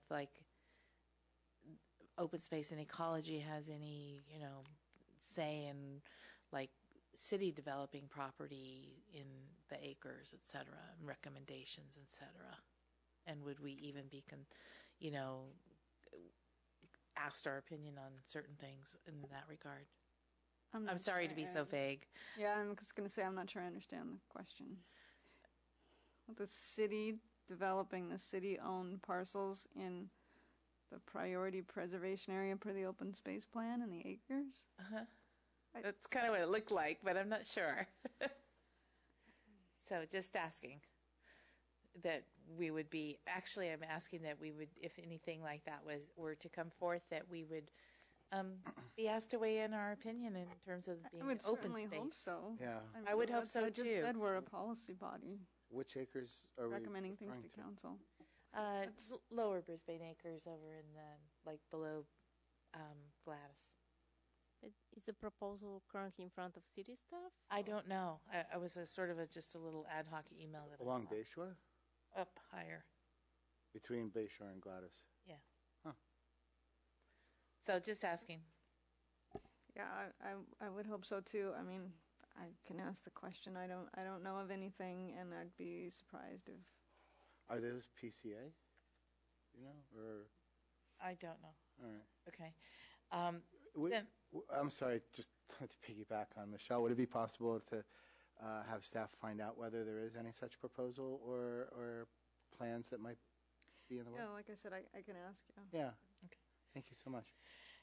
And then the other thing is we need to have our subcommittee meeting, so we need to schedule a subcommittee meeting to write the letter about updating the open space plan. And we didn't get a chance to do that between the last meeting and this meeting. So should we schedule that, or do you want to schedule that offline? Okay. Yes. Yeah, because we need to get that going. Okay. Barbara and I likewise need to schedule a meeting to write our letter about the EIR. That's all the committee matters I have. All right. Any other committee member matters? Sure, I have a couple more things there before Michelle jumped in. Oh, I didn't think you were done, so. I thought you were done. I'm sorry, Barbara. I didn't No, mean to interrupt no. you. I was just trying to say that I wasn't trying to railroad this committee into a 20-minute thing about the garbage cans. I just thought it was a good worth 5 words. So I'm continuing to take my class, the master course in ecology, and putting together stuff there. Megan and I spent an afternoon at the library working on the shelf. And You guys have looked at it, but it looks, when you first walked in, it took me like 5-10 minutes because it's such a small place to even find the shelf. Right. And then when I found it, I was like, okay, we need to make this more noticeable. So we had fun kind of doing it. It was cute, and I think it looks good. So you guys might want to go check it out. When did you do that? Last Saturday? yeah. Oh, cool. Yeah, I haven't think seen it so. yet. A week ago. About Yeah, it was. 2 weeks ago? Something. It was basically invisible before, so I'm really glad that you did that. Yeah, so I took a picture and I posted it to residents of Brisbane, trying to get more people interested and engaged, but I think I failed to send it to you, Natalie. I think Megan got pictures too, so Megan can, there, it's going right now. So if we can all just, keep trying to pump that a little bit, because I think the library feels like it's not a very well-used space, but we want it to be a well-used space. We want the community to get benefit out of it, and we want to feel like the library to feel like the space is going to a good cause, because they're very cramped in there. Also, the seed exchange was really fun. And I got an invasive species article out, and I wrote the toolkit proposal, but I think we'll talk about that during the CAP meeting. So, and then we'll hopefully have something more concrete to bring back to the committee at large. I think that's all I have at the moment. Awesome. Thank you so much, Barbara. Any other? And thank you for reorganizing the shelf in the library. That's great. Have we notified anyone at the schools about the existence of this shelf? Oh, I've sent several emails to Littman about, wanting to get the green team involved, and it's very strange because Ms. Heckerman is usually very responsive, but I've gotten dead air twice now, so I'm not quite sure what's going on there. Now, where are the little, because there's little kids' names on the leaves and stuff. Are those just from the library then itself? I always thought that was from the school. No, I think that's just from Just the kids coming library. into the library. Oh, cool. Because they can put their little name on leaves that come off of the tree. That's kind of cute. With their little ideas, yeah. I have one other thing. All right, Michelle. I have one other thing. It probably should have been under oral communications, but I'd like to remind everybody that February 20th is the Mission Blue Nursery plant sale. It's from 9 a.m. to 2 p.m. And during the course of the day, there will be 3 short lectures on rare plants on San Bruno Mountain. So come. What time are the lectures? I think they're going to be at 10, 11:30, and 1:30. But it will post that on the Mountain Watch website. Each lecture will be about 20 minutes to half an hour, and we'll have some rare plants to show. But the main thing is it's a great time to plant natives, so come to the Mission Blue Nursery plant sale. We should have done that sale right before Valentine's Day. Encourage people to buy natives for Valentine's gifts. It didn't fit in the schedule till February 20th, so you can give an IOU, or you could give a gift certificate. Yeah, why don't you give gift There you go, certificate? gift certificate. That's a great. And a week later, we'll deliver the plant. Yeah. All righty. Okay. Any other thoughts, committee member matters, updates, or otherwise? If not, we'll go to subcommittee reports, starting with Habitat Restoration Day. Okay, so we met with the Parks, Beach, and Recreation. I think they're down to one beach. No, I'm kidding. And city staff about the Habitat Restoration Days. At this point, we're meeting again this Wednesday at 6 o'clock to kind of finalize things. At this point, the 2 days that have been chosen are April 23rd for the first one and July 23rd for the second one.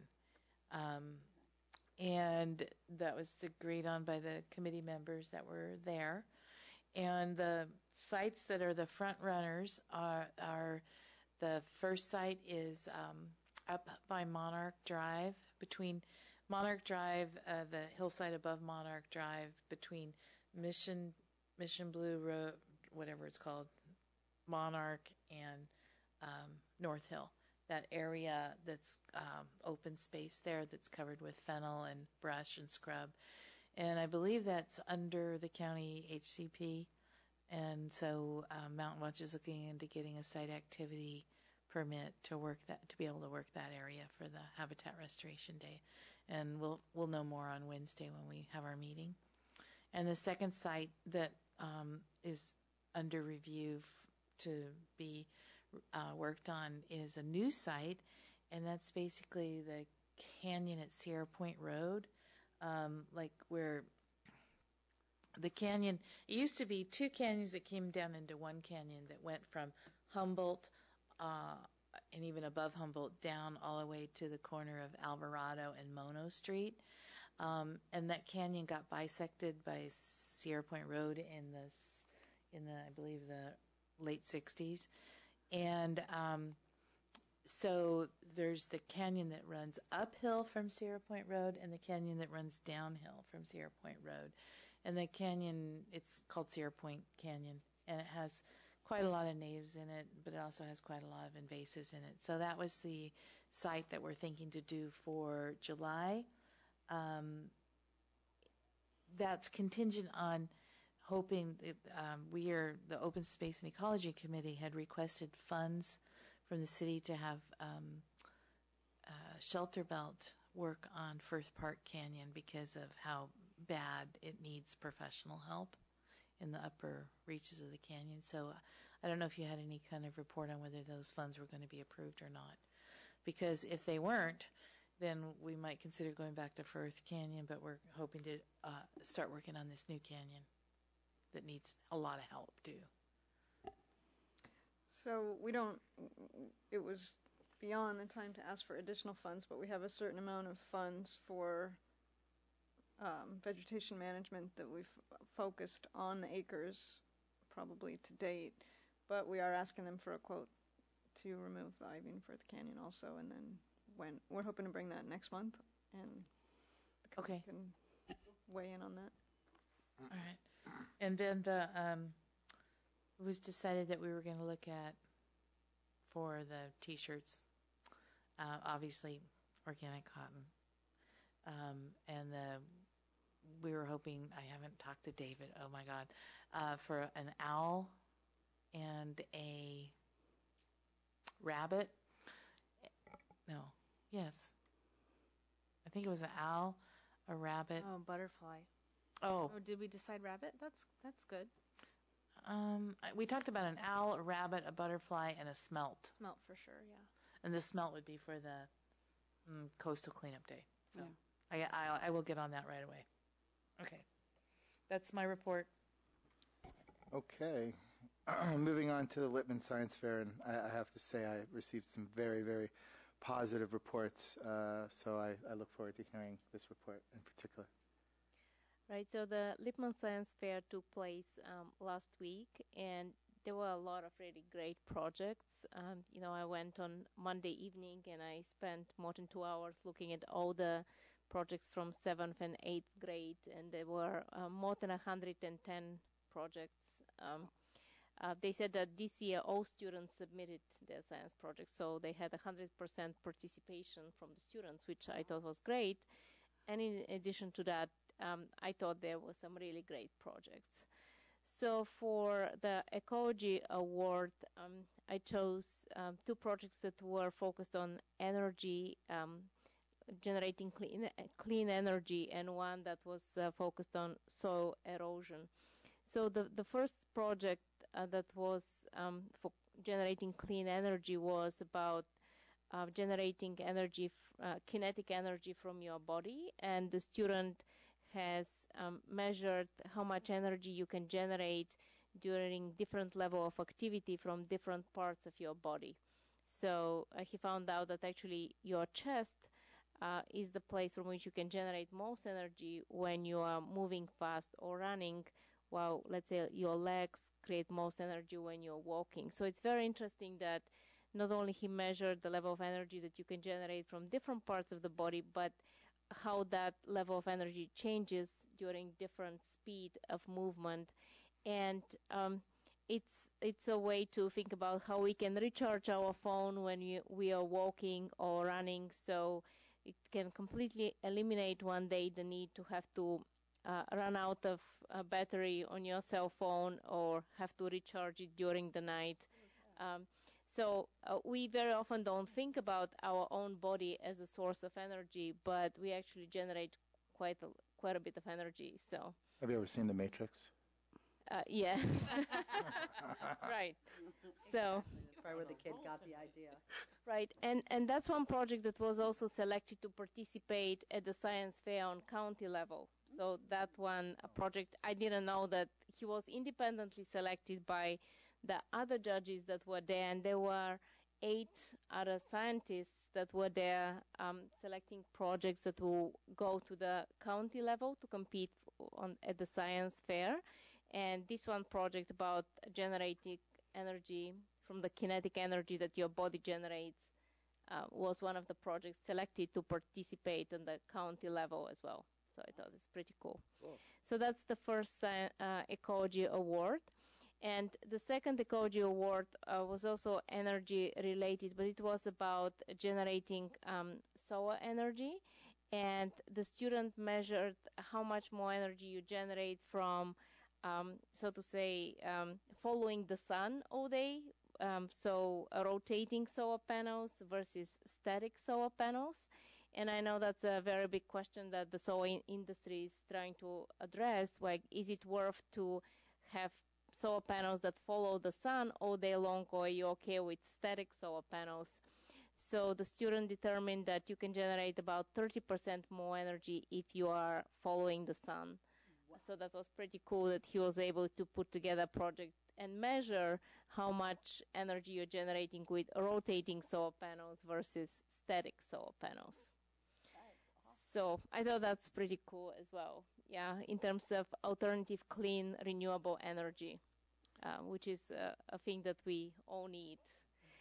And the third Ecology Award was given to a student that measured how different types of soil are susceptible to erosion. And his hypothesis was that maybe clay soils or soils that seem more moist would be less susceptible to erosion, but that didn't turn out to be the case. And I think we can see, because we have at the ridge part of the hill really has a lot of erosion right above the Mission Blue Center and the baseball field there. So you can see that the soil in certain parts of Brisbane in our own mountain is actually highly susceptible to erosion based on urbanization and deforestation and acid rains and drought. So I thought it's a very interesting, very relevant project to think about soil erosion, because it's one thing that we often don't think about until we see the damaging consequences. So these are the 3 awards that were granted or given to the students. And overall, I thought it was a great fair. We had a lot of people and parents and students come to the award ceremony. And overall, I think people were excited to see that the Open Space and Ecology Committee is granting awards, and the students were happy to get recognition for the projects they worked on. Oh, that's wonderful. Thanks, Camellia. And a special thank you to all the students who participated in the science fair. Good job, everyone. All right. Bike to Work Day. Last year, Barbara and Camellia went to a fuel station and stayed and volunteered, and Barbara did a map project, and I think Camellia brought some treats. So if we were interested in participating again this year, you would just sign up. Coming up, isn't it? It is coming up. So that's Like why it's the week of Earth Day, May right? on the agenda. So Is it? Or is it the week of Earth Day? Or I think it's May something. May. Do you know what Okay. day Was it is, in May. Natalie? I don't have the exact day.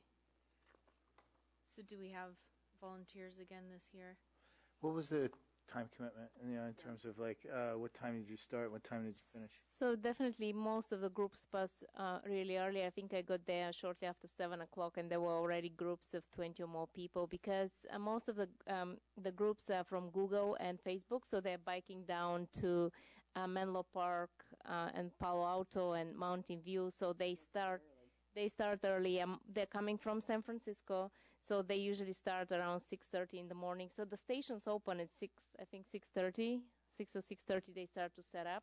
So I think anytime between 6:30 or 7 to about 9 o'clock. I think after 9 pretty much it's done, because everyone needs to get to work by that time. So according to my smartphone, Bike to Work Day this year is May 20th. Also, it's late. It ends Bike to Work Week, which is May 16th through 20th. So what I think it was again a partnership with the Parks and Recreation Department. So they try to provide the refreshments, water, Gatorade or any other drinks, and also something to eat like fruits, like bananas and other easy to grab and go fruits. And what we brought was muffins and pastries. So light refreshments and drinks and something for breakfast. Okay, May 20th? I did, yeah. Is that what we brought, or is that just what you helped hand out? I brought muffins. The rest was provided by the Parks and Recs department. My understanding is that they source some stuff from, or they look for donations from businesses. Yeah, I brought some cookies. You don't have to bring anything. It's optional. How did the mapping project work? I brought in the map. The writing implements I used did not work all that great, and so we talked about possibly doing some sort of digital thing. But I'm not. I think was that you, Kima, who talked about that? And I'm not sure. okay, Maybe. yeah, maybe. I can neither confirm nor deny. So if we're going to do some digital thing instead of the paper map, then I think now would be a good time to start. So yeah, mapping out the routes down the Yeah, peninsula. just collecting routes, just for. Yeah, well, I mean, there's already a Bike to Google website and it's actually, they have Google Maps They have a couple saved maps. It's been a while since I've been on there, but certainly, finding any resources like that and any other stuff we could put together would be helpful. Yeah, I mean, I was just doing the map because I thought it would be really fun to see at the end, like, where everybody came from and where everybody went to. And I chose not to use markers because I thought the paper would get soggy and ripped up. But the stuff I used didn't leave very good lines, so it kind of didn't look like much of that. So I don't know if we want to go digital, or if I just need to experiment more deeply with figure out what the correct writing implement is, or it's not even that important. It was just cool. What was the purpose of it? It was just cool. It was sort of a visual representation. And who was that visual representation for?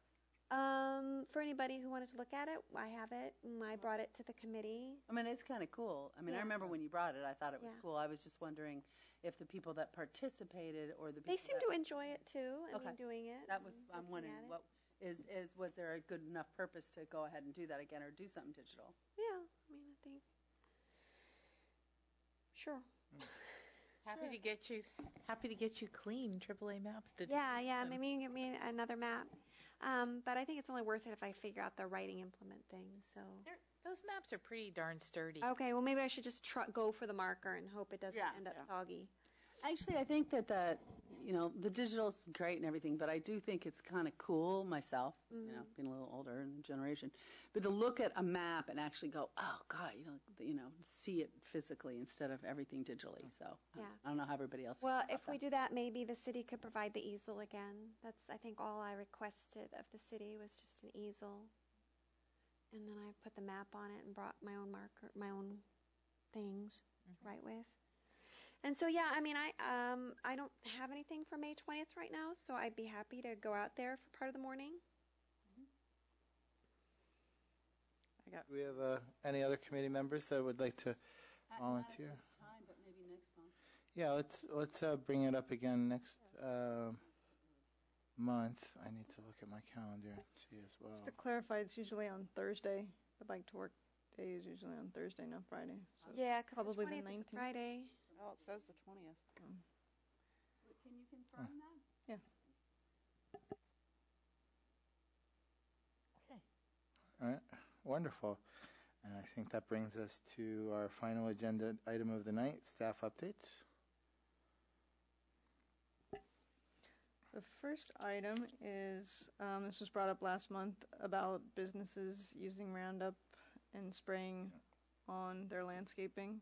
So staff has kind of looked into the background about this a little bit, and it is true that the California EPA relabeled the chemical in Roundup from a possible to a probable carcinogen. But so the city does not use Roundup and doesn't use herbicides other than some spot treatments that we do in the Brisbane Acres, and we report that. But there have been we don't regulate the use of Roundup other than, so we're required by the Regional Water Quality Control Board to have an integrated pest management plan, but the use on private property is regulated by the county, the agricultural commissioner. So we were thinking about trying to approach them and see if they would come to the committee and talk to us about it. There's no one this is a pretty new regulation, or I guess designation, but there's no one in the state that's banned it on private property. There's no agencies that regulate it that have, as of yet, banned it. We could be first. It's a great idea. Yeah. So it's regulated by the county. So we can't regulate it at the city level, but the county can. Right. You can put the pressure on. And there's also a part to consider is that there's an enforcement. There's a cost. There's a management end. You don't just want to write a law and not be able to. Oh, I'd love to enforce it. I think volunteering. I think a good first step. Time after checking the garbage plates. I mean, I think one first good step, which doesn't really cost anything, is pretty quick. Is pretty much the city is sending to all businesses a list of alternative, pesticides management, sprays that they can use. I think sometimes it's just a matter of certain landscapers or certain businesses are used to using Roundup, and it doesn't even cross their mind to not use it. So once they become aware that there are alternative sprays that are equally effective but are non-toxic, they might just start using them because it is the right thing to do. I think that would be pretty quick and inexpensive.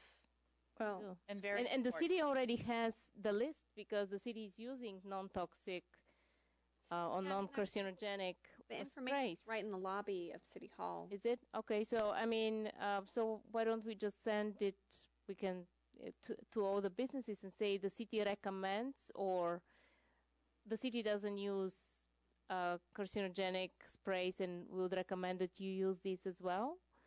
And that, yeah, there is, in our policy, there is a section that says that we will perform outreach and support countywide or regional efforts to educate residents on the goals and techniques of our integrated pest management policy and pesticide-related water quality issues consistent with the municipal regional stormwater permit.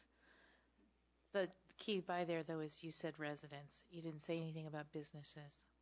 And it's the businesses.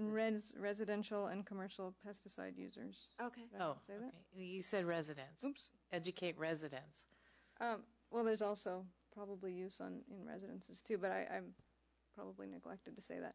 So I think we can do that. Our list of business owners, though, is not necessarily people who manage the property. Some of them are tenants. So it's not, we could send out that list, but it's not going to reach everybody that's actually directly working with a landscape contractor. So Yeah. You know, There are a lot of landscape contractors that come in and do work in Brisbane that aren't necessarily located here, but come here from out of town, and and are so- hired by a property manager. I have a question. Don't they have to have a levels Brisbane down. business license to come and do that? They're supposed to. Yeah, but the business license may not be held by the property owner. No, I mean the people who are coming in to do the landscape work. I don't If they're think so. doing landscape work in Brisbane, they should have a Brisbane business license. yeah, they should. If right? that's potential, that may be true, but that would be also difficult to track. Well, Yeah, how difficult could it be to track? They all put their names on the side of their trucks. Yeah, but it requires at least some level of enforcement or somebody going looking at the trucks. Wouldn't they be licensed at the place where they do business? So in San Mateo, if you had a ex pest control in San Mateo, it would be, your business would be licensed with the city of San Mateo, not with Brisbane, even though you had customers here. Yeah, I'm not sure of that distinction. I don't. Yeah, I had an arborist come and do stuff for me once, and he had to pull a City of Brisbane license. Really? The business permit fee.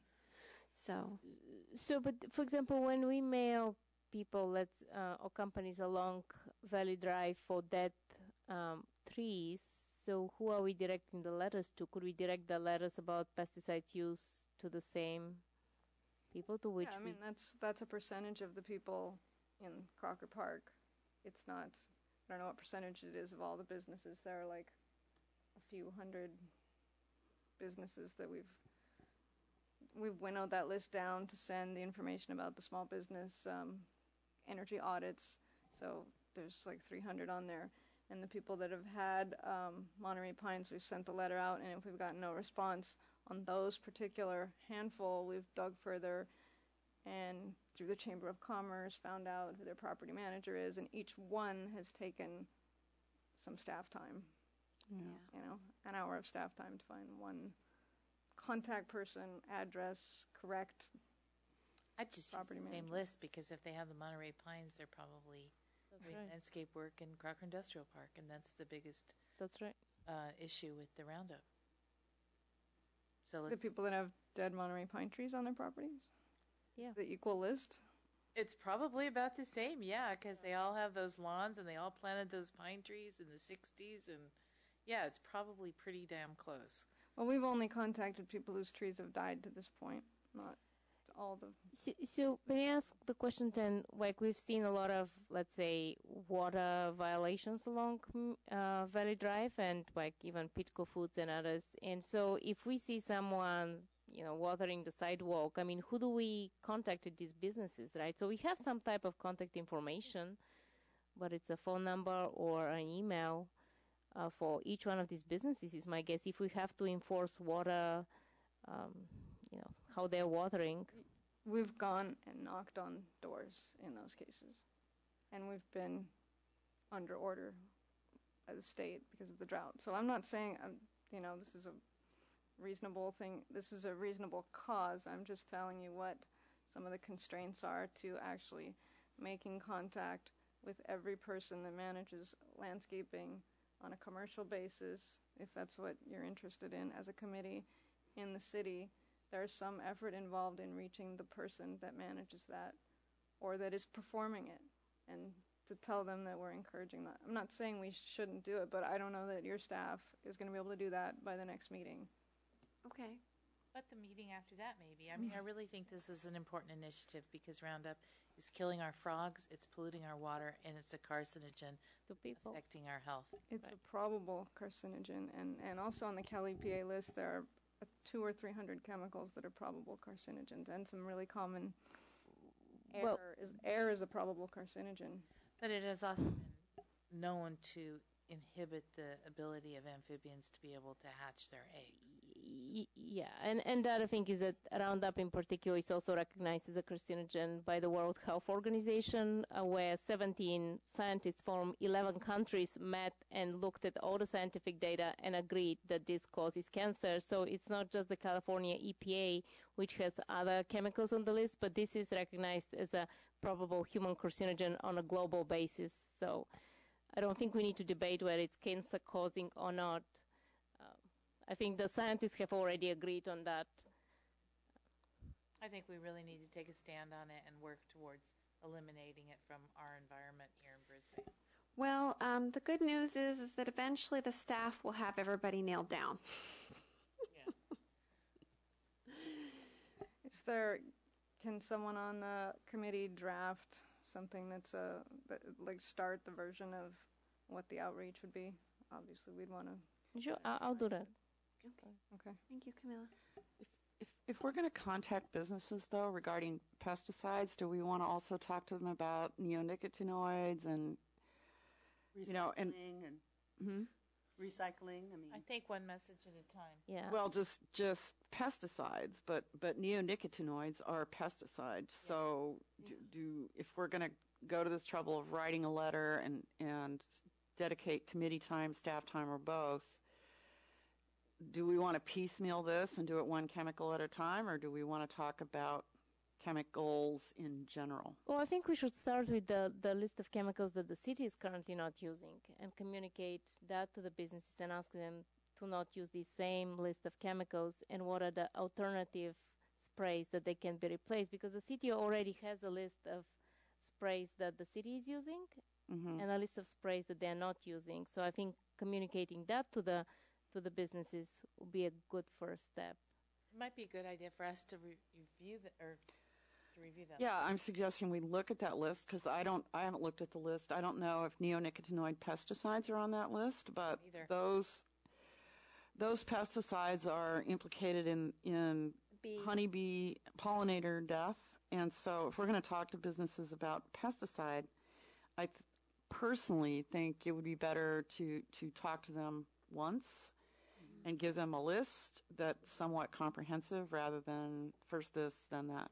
Yeah. Maybe we should also include something about the second generation anticoagulants. Rat poison I'm not terribly worried about because California has actually taken steps to inhibit the use of that. So. Oh, they have, because last I heard they had, but the Decon's parent company was countersuing, so the whole thing was on hold. Okay, I haven't tracked it recently, but let's do a kind of thorough letter if we're going to do it. That would be my preference. Yeah, I mean, I don't know which one of us has the more updated information. Well, whoever does this is going to have to do some homework. Yeah.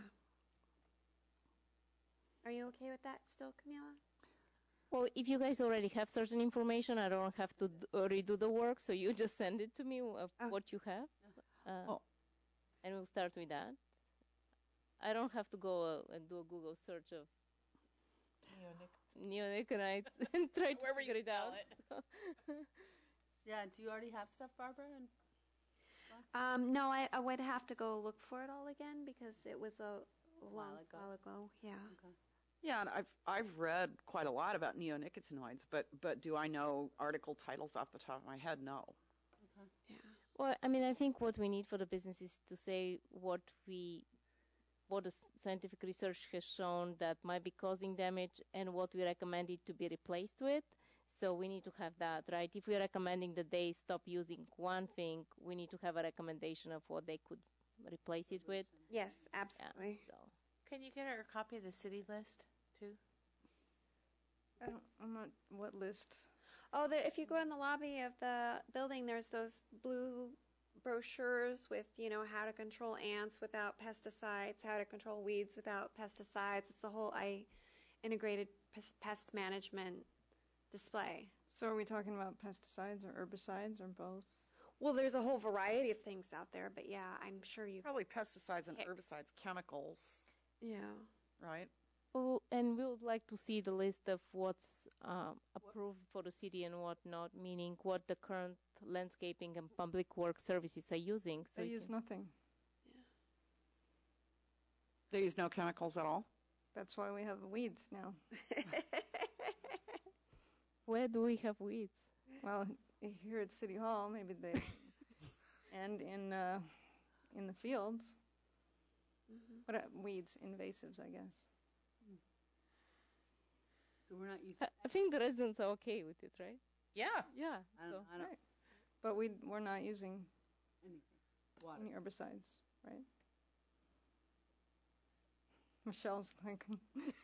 other than what our contractor has used at the Brisbane Acres that wasn't managed under Public Works until I came on board. Okay. And that's for spot treatment. Yeah.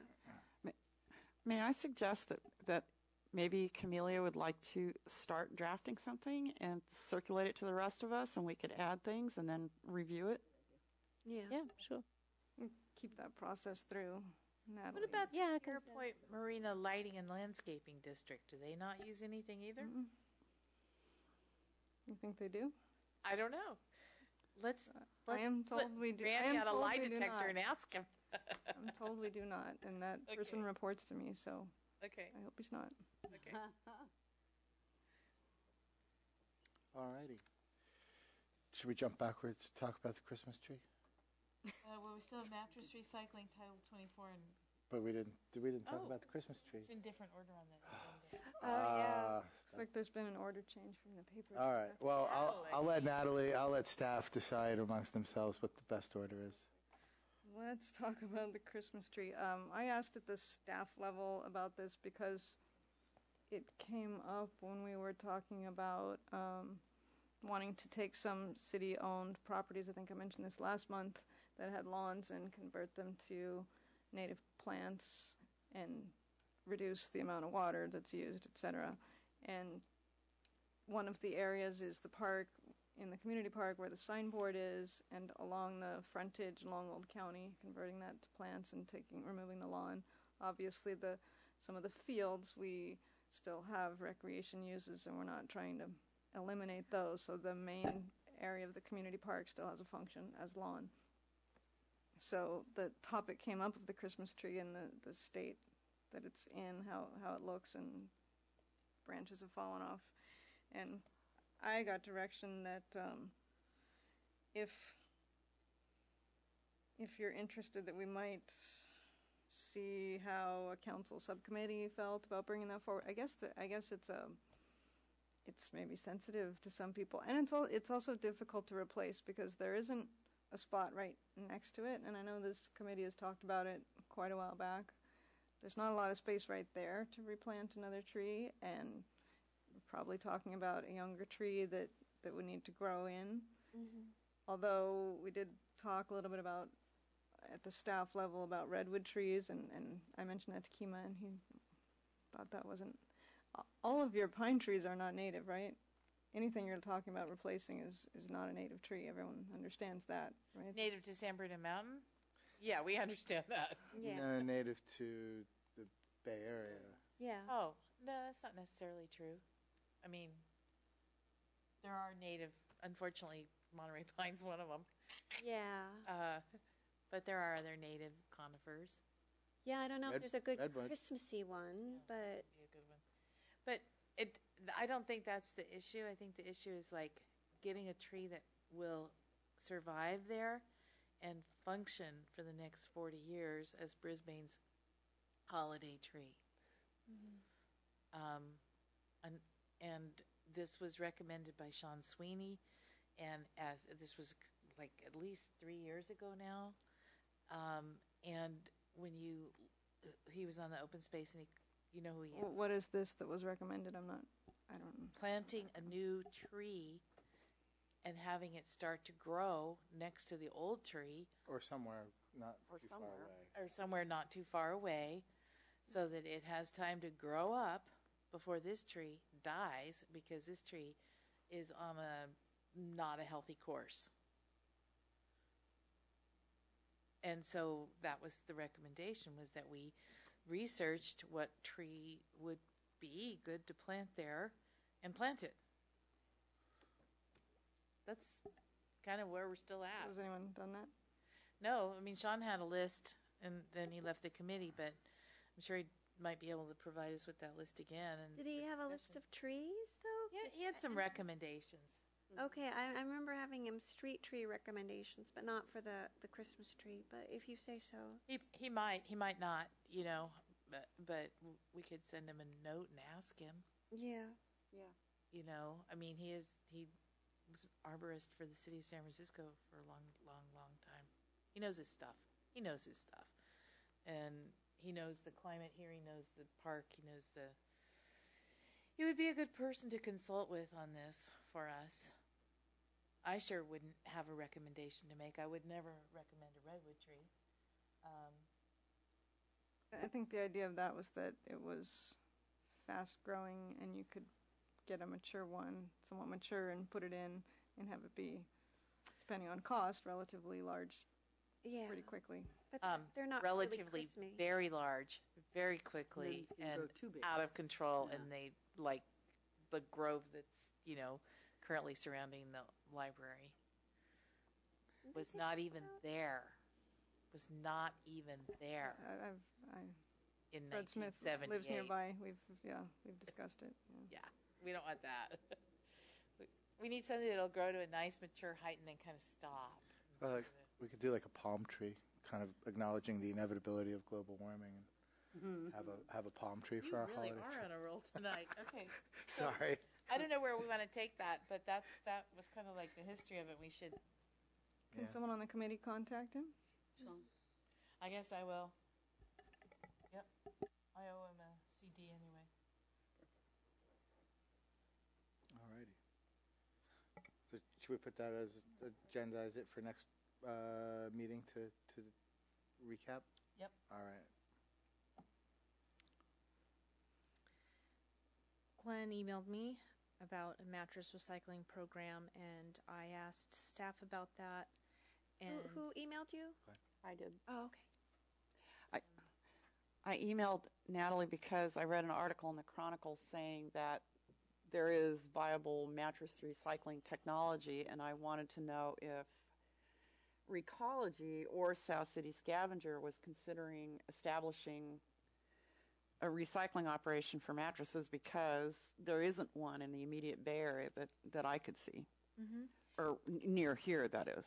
So Scavengers is looking into it, and CalRecycle is reviewing the mattress recycling plan as of last month, and so I think Scavengers can look more into it once it has been approved. Okay. Mm-hmm. Title 24 compliance and training. So Barbara has been asking about this, as well as some of the training courses that we give. There is no course that they offer that outlines the differences between the old and new codes. And they are, this year, kind of directing their training more towards staff than the public, although they did say if we had a training, they'd be happy to have the public join. As far as compliance issues, Karen and I brought this to our county meeting, and no city expressed any problems, as well as we were curious about the permit review, and I talked to the staff there, and they said they are required to be up to date with the current codes, not only for their job but for their permit. Yeah, so I was just kind of personally curious. So I happened to have a couple hours where I didn't have to work on anything for one morning. So I went in and actually sat down with a bunch of plans and started reading them. And I had some misgivings because some of the particular plans I looked at had R19 insulation listed for a 6-inch wall, and you can't put R19 insulation in a 6-inch wall. And the HERS rater had put windows with an R value of 2.5. And now I'm just trying to reconcile this on a personal level, because if our energy code and our green building code is really robust, the way it's, when they talk about it, when I go to these conferences, the Title 24 conferences, it's spoken of as this really robust and progressive thing that's going to make buildings come up to this certain standard. And I'm just like, well, then how do they have the wrong insulation in the walls, and how does it have windows with the R value of 2.5? I mean, that R 2.5 is a pretty low R value. So I'm not throwing blame on the city staff. I think city staff is doing a wonderful job. The code, who do we contract with for code again? This may not even be their thing. It could be something that the HERS rater should have caught. And maybe there isn't a problem. Maybe it's just my perception that the California code is much more robust than it actually is. But it's something I'm trying to look into, because I want to understand why these plans are like this. Yeah, and I would have hoped you would have brought that up right at the counter, because I did talk to some people about that in part, and I got some answers, but I'm struggling to see this as a policy issue for the committee. That's why, and not to kind of shut you down, but I think there's it'd be preferable if you didn't name, and you haven't named the applications, but to do it offline with staff, and I'm glad to. Well, if it is something that's getting through at the HERS level, it would be nice if the city had a way to double check things. Because no human being is perfect. For all the things I caught a couple of mistakes, but I'm not trained to look at these plans, and I'm sure there are 20 more things I would have missed, right? It's not that I'm better than these people or I'm superior in my knowledge or anything. I just think there need to be multiple checks. And I don't review building plans. I don't claim to know how, but I know that for public works projects that we review submittals, so it's a little bit different of an animal, but we review submittals and we don't approve them, and that does not, what's the word I'm looking for, make someone not liable for anything that's not caught in a review. So I'm not sure if in the building side of things that inspectors aren't saying, well, this is the code, you need to do this. It wasn't on the plans, but you still need to do it. I don't know. I don't know. Or not. I don't know. If my experience with building inspectors in the field is you get a different building inspector. Sometimes you get a completely different answer, and sometimes they don't catch something until it's 90% of the way through the process, and then you've got to back up, and you've got a big pain in the. So I just think it would benefit everybody if the system was a little more robust and had a little more double checks up front. But I'm not trying to push that off on anybody just now, because I still need to figure out and educate myself more about this before I can, maybe bring some kind of recommendation to the Green Building Subcommittee or something. I don't know. I mean, I'm open to listening. I'd love to hear what staff thinks would work. Well, I think we should, like I said, I'm glad to come up to the counter and get involved in specific cases and try to figure out what was happening in those cases. But I have no knowledge of anything systemic, and that's what we did on our end, was asked other agencies and asked our staff and our consultant that manages that, and they're told that they're trained, they're certified, they understand what they need to do.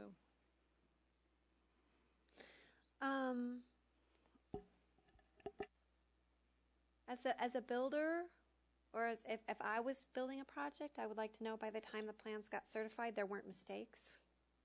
But obviously there were, right? So I meant that the reviewer is certified. Yeah. To be able to do them.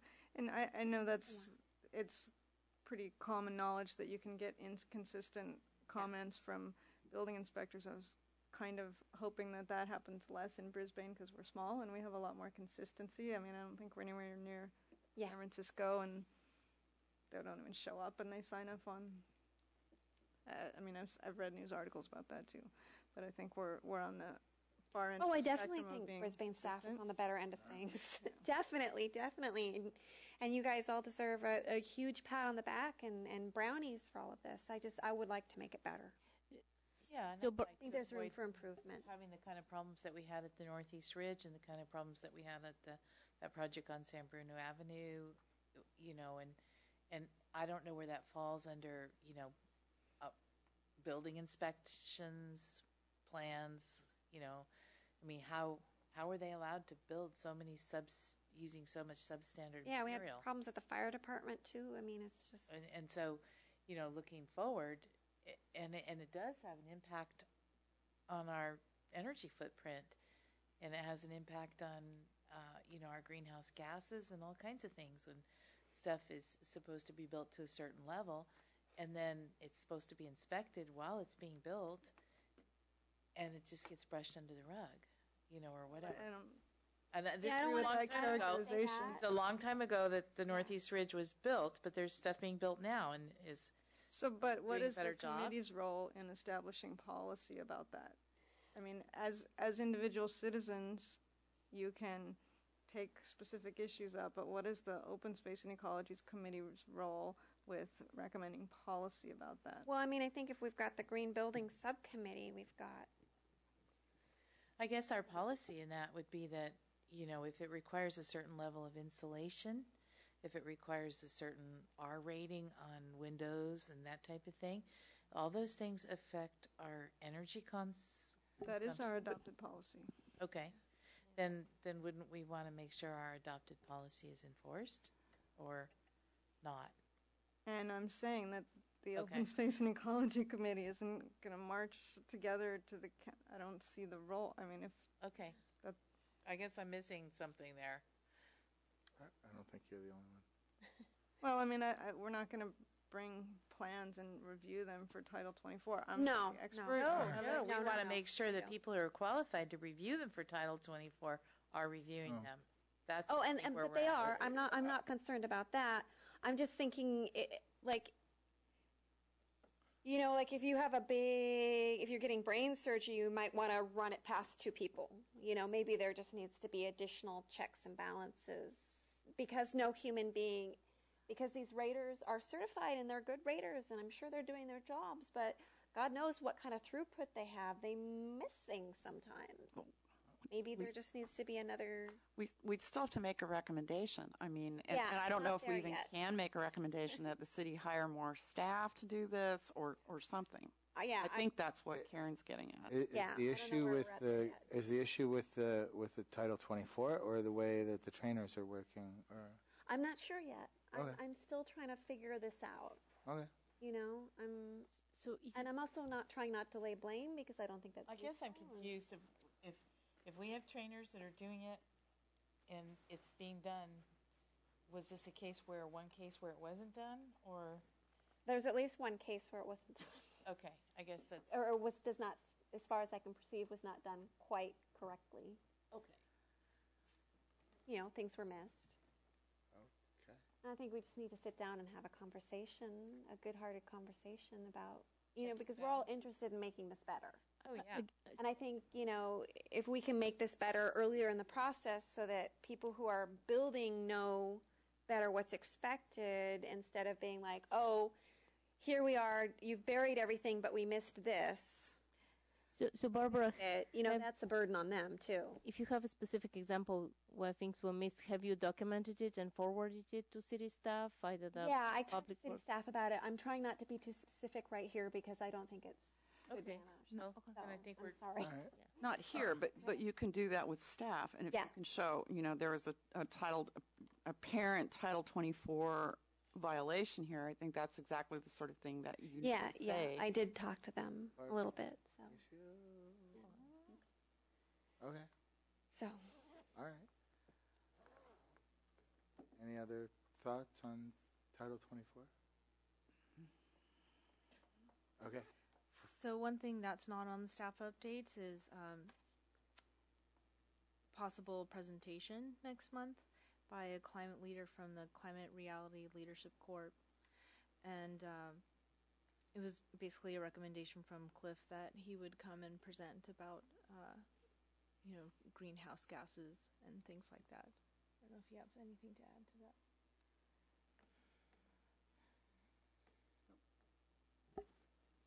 Now I don't remember what the email is. I'd have to look for it. But he wanted to. There was like broad, specific. There are trained volunteers that. I don't know. They might be preaching to the choir, teaching people that already know as much as them. But I think there's some value in seeing what they have to say. And sure. This is Al Gore's outfit, I think, the Climate Reality Project, and their whole thing was to train presenters to talk about climate change.